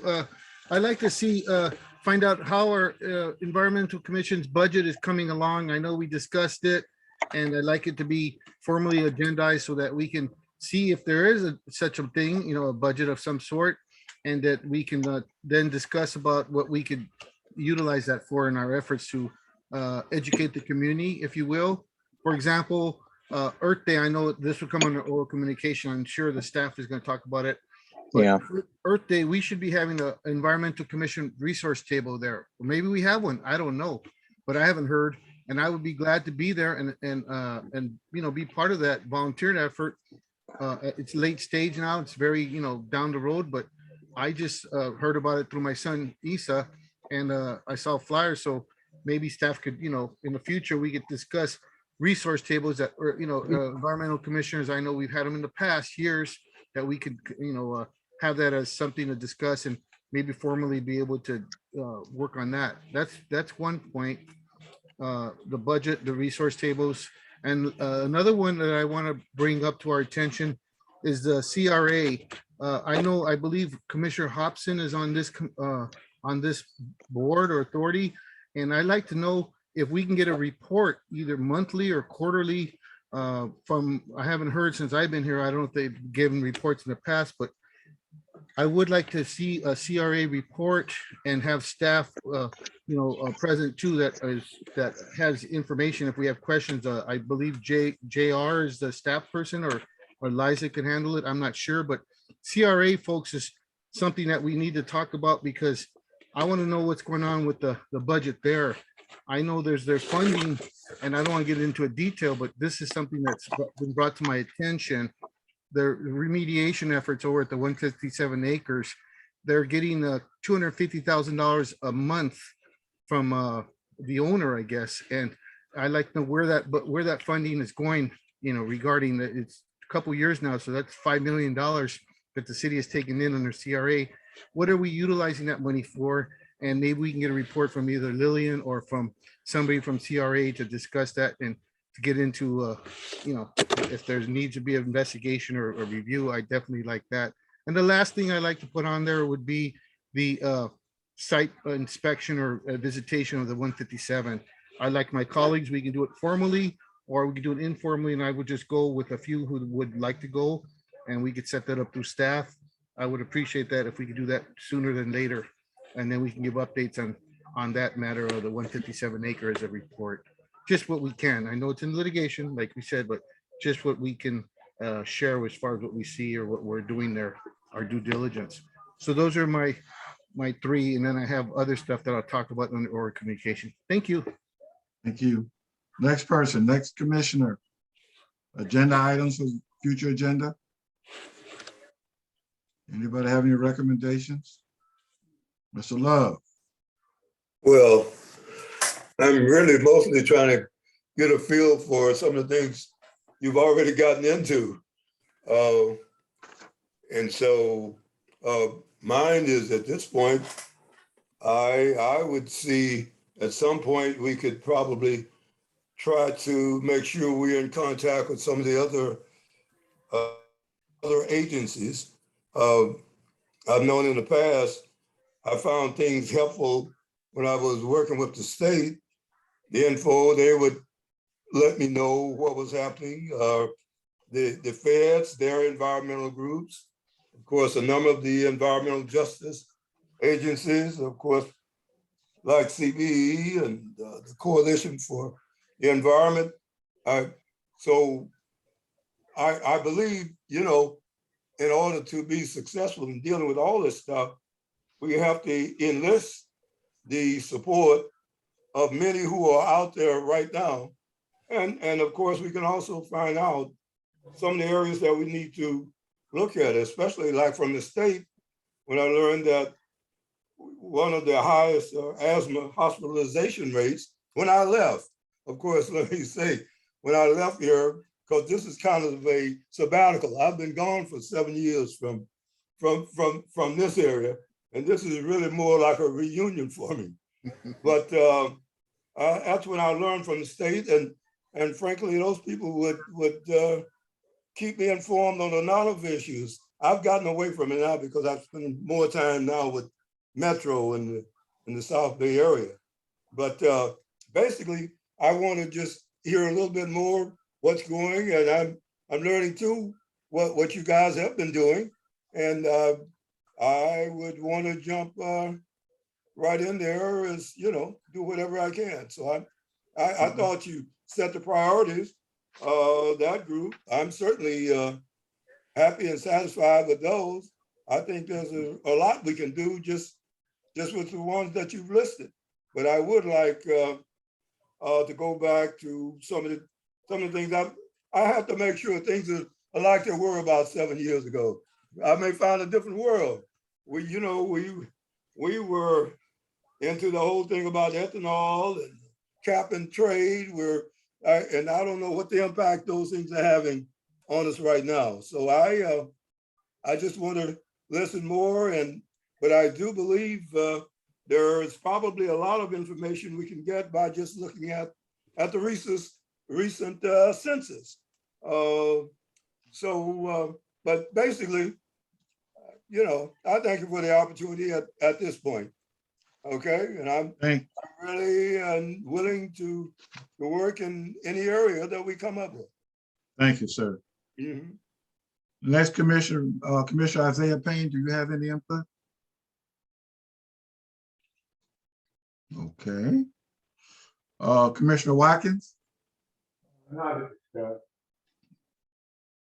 Ms. Hobson? Yeah, we have enough. Huh? No, nothing else. We have enough. Okay.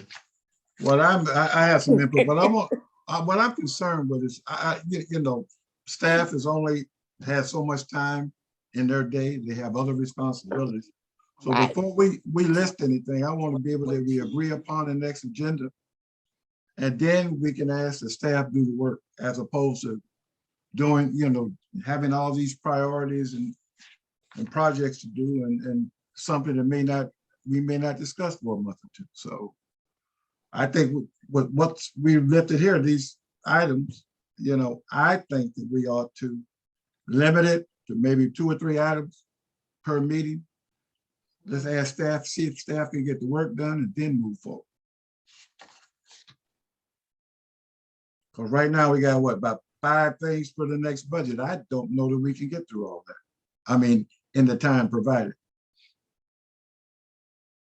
So I recommend we cut this list down, and then perhaps agendize something at a later date. Fireworks is something we need to do right away, if you agree. The site issues. And I'd like to add an update, just because we got that email, an update on the channel and what's going on with the channel. But for me, it's not just the city, also it's federal responsibility and state responsibility as it relates for oversight on that channel, not just the city of Carson. And the city of Carson probably has the least amount of responsibility as opposed to the feds and the state. So if you don't mind, I'd like to cut it down and put 3 things on the next item: the fireworks discussion, the 157 site issues, and thirdly, the update on the Dominguez channel. And that should be enough staff to handle in the next 30 days. Any Mr. comment? Chair, Yes, ma'am. I agree with you wholeheartedly. And just as a small little side note, Mr. Chairman, our Yes, ma'am. meetings are going to have to be cut down some. I concur. And this is just a very, very real point of view. We're holding too long, and it's not your fault, Mr. Chairman, but that staff has worked all day long. And I know they will say to us, this is their paid position, this is what they're supposed to do. But I also feel that we should be adult enough to be knowledgeable of the fact that they want to go home. They want to get home at a decent hour. So I agree with you wholeheartedly. And I don't think we need to put it to a vote, Mr. Chairman. Sometime I just think the chair just need to take, a responsibility and say, I got to grab control of the situation. And you just did that. So, Mr. Chair, I move that we agree with you. Thank you, ma'am. Any objection? I second. Oh, okay, thank you. Okay, Thank so you I very got, much. under discussion, can we discuss it for a second? There's a motion on the floor. No, we can't discuss No. this tonight. Well, It's a motion. It's a go motion. ahead. on the floor. Hold on, sir. Go ahead. Very short, please. Really Mr. quickly. Polino, very short, Okay, please. on my own, I will follow up with the 157 acres. I will go check it out. The staff will get that situated or let me know. I could talk to the developer. No problem. I'll take that off and do it on my own or with somebody else that wants to go. And the So budget, with the budget, we talked about last month, Mr. Chair, and it never got on here. So that's why I brought it up was, do we or don't we have any type of environmental budget? If you don't want to talk about it, then don't, no problem. I'm not saying I don't want to talk about it, sir. What I'm saying is that we need to talk to Ms. Whitman. She's head of Okay, public well, that's works, why we're bringing stuff to their and get, attention. okay, sir.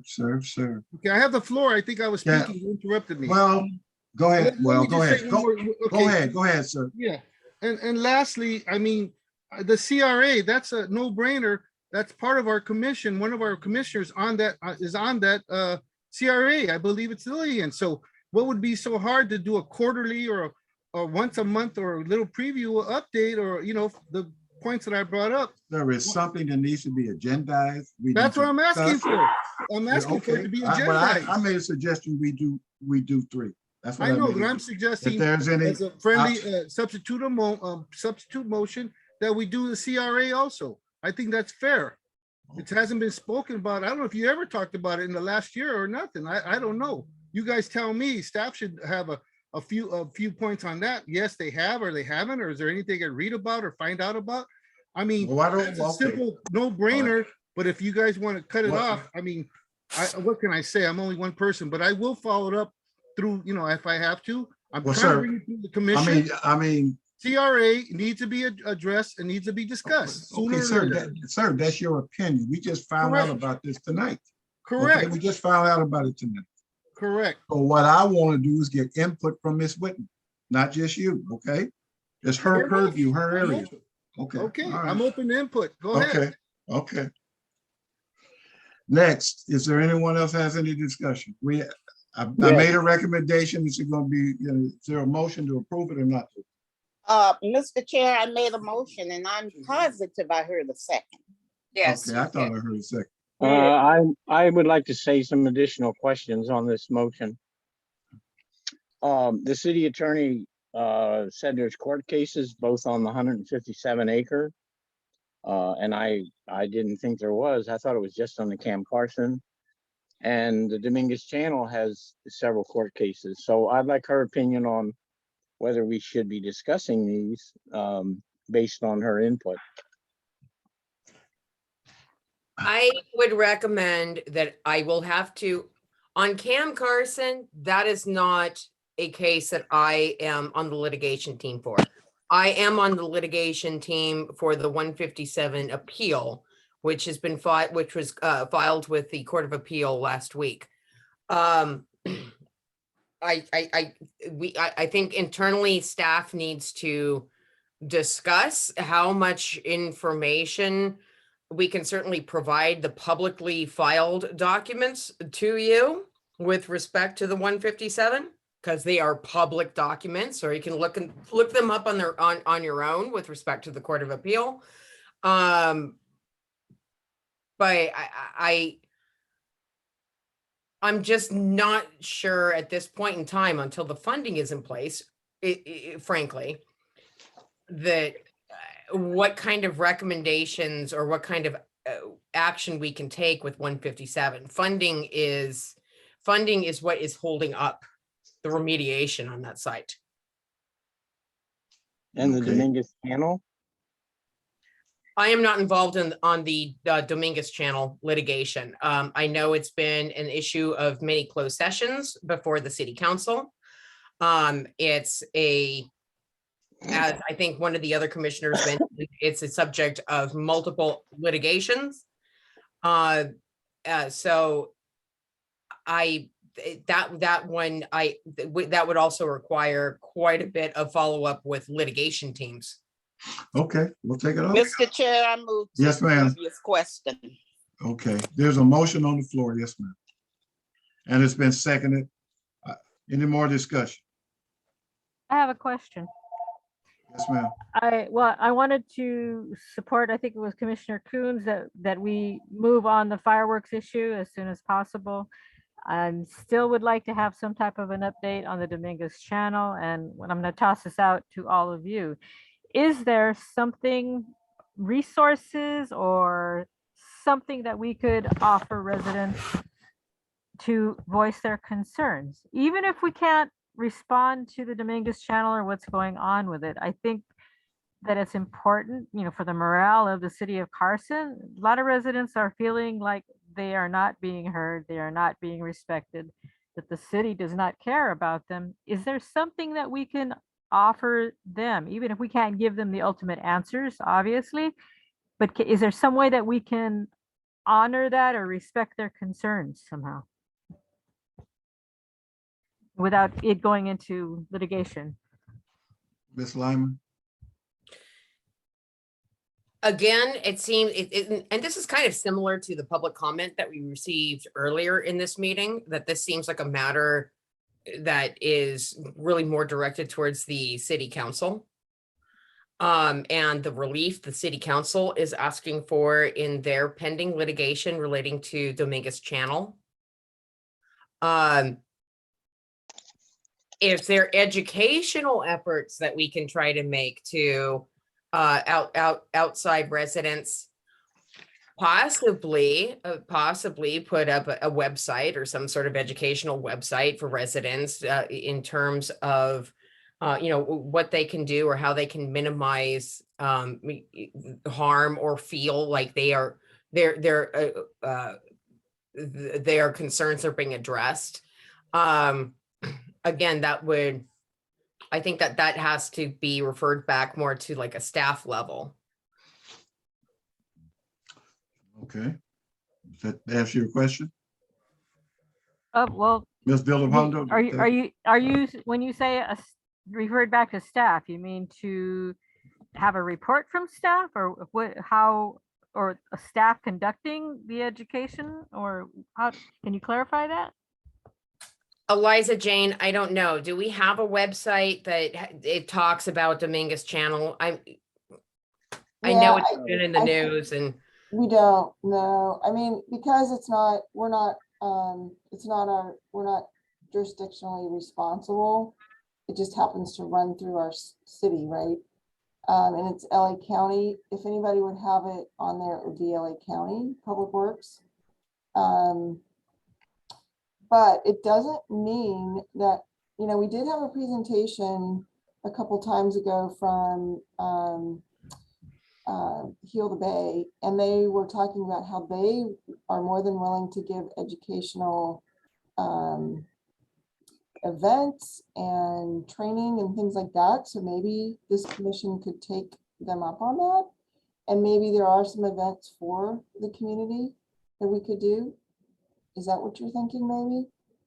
I was thinking that the commissions could, we have a lot of brilliant minds here. I was thinking that we could be creative somehow in terms of kind of addressing some of the concerns, not getting into the legalities per se, but I guess I'm asking for some type of acknowledgement or residents not feeling like they've been abandoned. That's what I'm hearing a lot that the city does not care about them, and particularly for the people who are getting ill again. Well, how about this as a future agenda item? And I know there was a thought to limit the future agendas, but we could put on a future agenda an option of cross-referencing or giving referrals to community members to these other resources that are available for education and outreach in terms of the channel issue. I agree with that. This is Commissioner Payne. I think that we need to make sure that we're staying within the scope of our responsibility. This is a LA County issue. We need to wait for guidance and counsel on how to deal with these responses, because what I'm concerned about is that we are providing support and or information that is not appropriate, all in the quest to be helpful and to help people feel comfortable. I get it, and I understand what my fellow commissioner is saying. I hear you clearly. But I think that your recommendation is a good one. We can refer them to resources and or databases or websites that are already up and running and under the auspices of the County of LA and any other agency that is educating the community about the issue.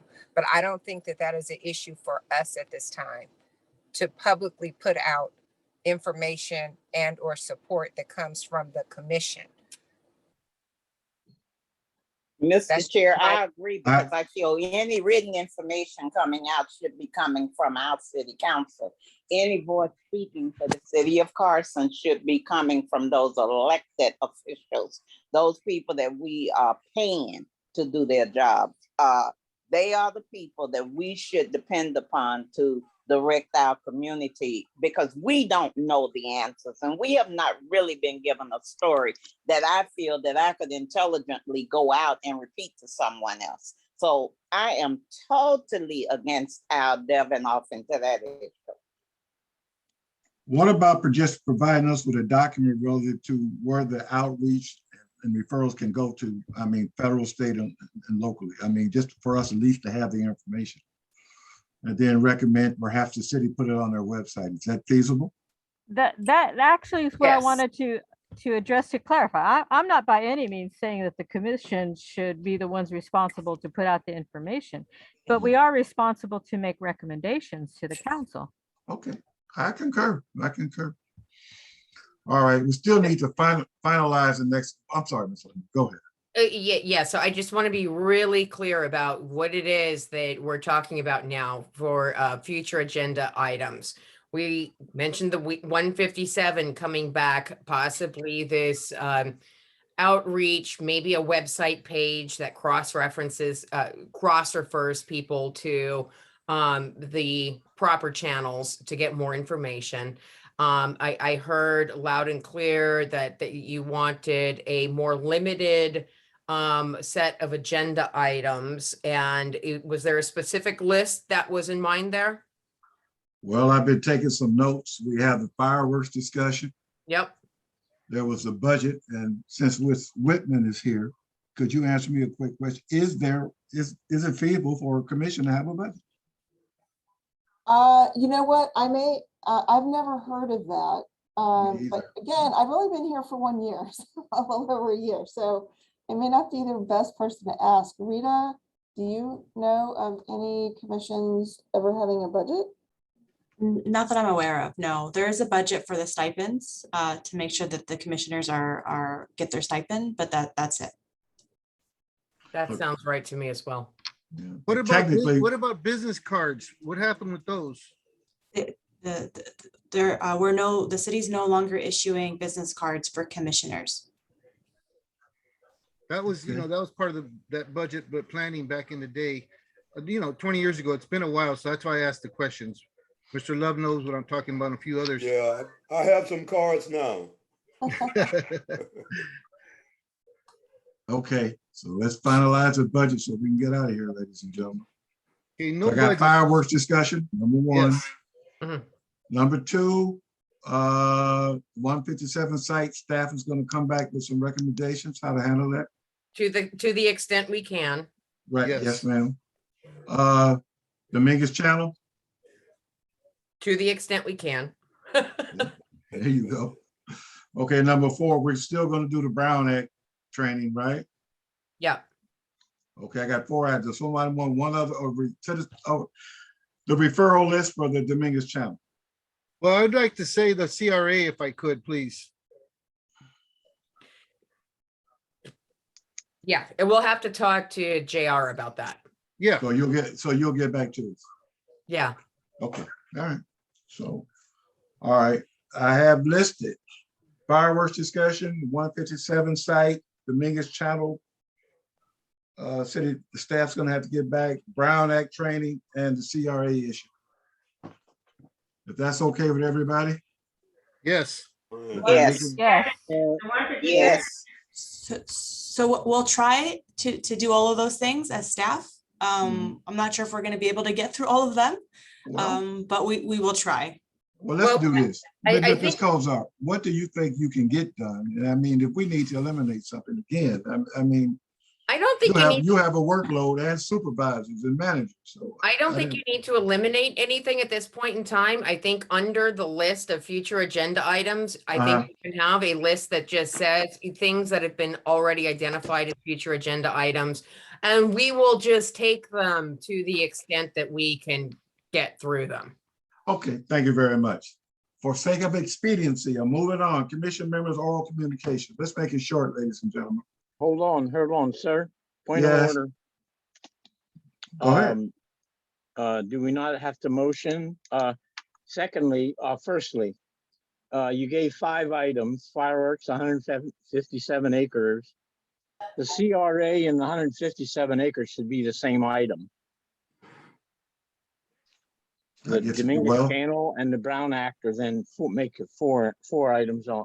Is that what should we have, and should we have a motion?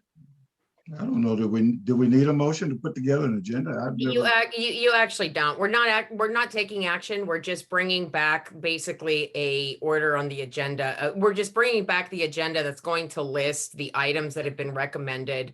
Everybody can do an informal head nod. Now I can see why I need to send this video from this judge for the Rosenberg. I'm really not trying to get that formal. Thank you. So, Mr. Chair, is not the 157 acres and the CRA the same item? Well, I don't know. This is the first I've heard of the CRA issue. Is it? Okay, let's make it the same item. Thank you. That's okay with staff. Okay, thank you for your input. So Okay, that's 4 items. Fireworks, 157 / CRA, Dominguez Channel, and Brown Act. 4 items. Right. The property owned by the CRA is the 157. It's pretty much the sole asset of the okay. All right, thank you. All right, next item. The commission members, oral communications. Are there any? Okay, great. Item number 10. Wait, I got one. Oh, God. Well, Go I ahead, mean, sir. Go Come ahead. on, man, someone's gonna speak up. Sir, Okay, go ahead, the- please. The Carson Women's Club is having a fish fry on April 8th, Friday, from 11 a.m. to 7. Please contact, this is from my wife Modesta, who said that please contact Miss Davis. Please, it's a fundraiser, so it's for the scholarships. It's very important. Carson Women's Club on Friday. Thank you. You could call on that one. And then Earth Day. I want to wish everybody a safe Earth Day. I'll be looking forward to seeing you. I hope the staff will talk about that a little bit more in detail. I won't say so much. And the resource table was a question I had. I was hoping we could get one. Perhaps even if we late time, I'd be still willing to house it, volunteer and do it. Everybody have a wonderful Easter, and thank you for this very informative meeting. Even though it went long, it's very important that we cover the issues. If you got to go, you can go. You don't have to stay on the whole night if you got things to do, but some of us do want to cover community and business, and we do have things to say, so bear with us. Well, most of us do, sir, but there should be some consideration for time and the set and I the length of agree. these meetings. You're the chair. Absolutely. You gotta keep it moving, baby. Well, I can keep it moving. All right. I can keep it. Okay, staff, any staff communications, please. Any oral communications? Again, thank you for all you do. Up on the screen is the Earth Day. It's going to be at Anderson Park, Okay, so I have, Saturday, April 9th. yes, thank you, Chair. So two things. So we have Earth Day on Saturday. We have a lot of activities planned. Come on out. The second item is during the meeting, I sent out the 2019 letter that the prior commission drafted and sent to the city council. So that should be in everybody's inbox. If you have something specific that you want to include in the next letter, feel free to email me, just me, and I will try to incorporate your comments so that, you know, when we talk about this next time, that, we have a more fluid discussion. Thank you so much. That's it for me. Thank you. And thanks, staff, for all you do. I really appreciate you, because it's late. It is. I have one more thing to say. During the commission meeting, I sent your pay authorization forms. So if you guys look into your emails, you guys will see those. You can either email them to me or drop them off here at City Hall for me, and I can get those routed to accounting so they can pay you guys for being here. Those who don't have their W-9, if you guys can send them to me so we can get you started to get paid for attending commission meetings. But I did send the pay authorizations during this meeting, so you guys should be seeing them in your inbox tonight. Thank you very much. Thank you. Motion to adjourn. I move that we adjourn. Second. Motion to adjourn is Second. moved and seconded. All in favor? Aye. I don't think we have any objections. Thank you all so very much for your time, and have a good week, rest of the week. Thank you, Bye-bye, everybody. Mr. Chair. Happy Easter, everybody. Happy Easter. Bye-bye. The meeting is adjourned at 8:58 p.m. Thank you. God bless you. Thank God you. bless Carson. Good night. Bye-bye.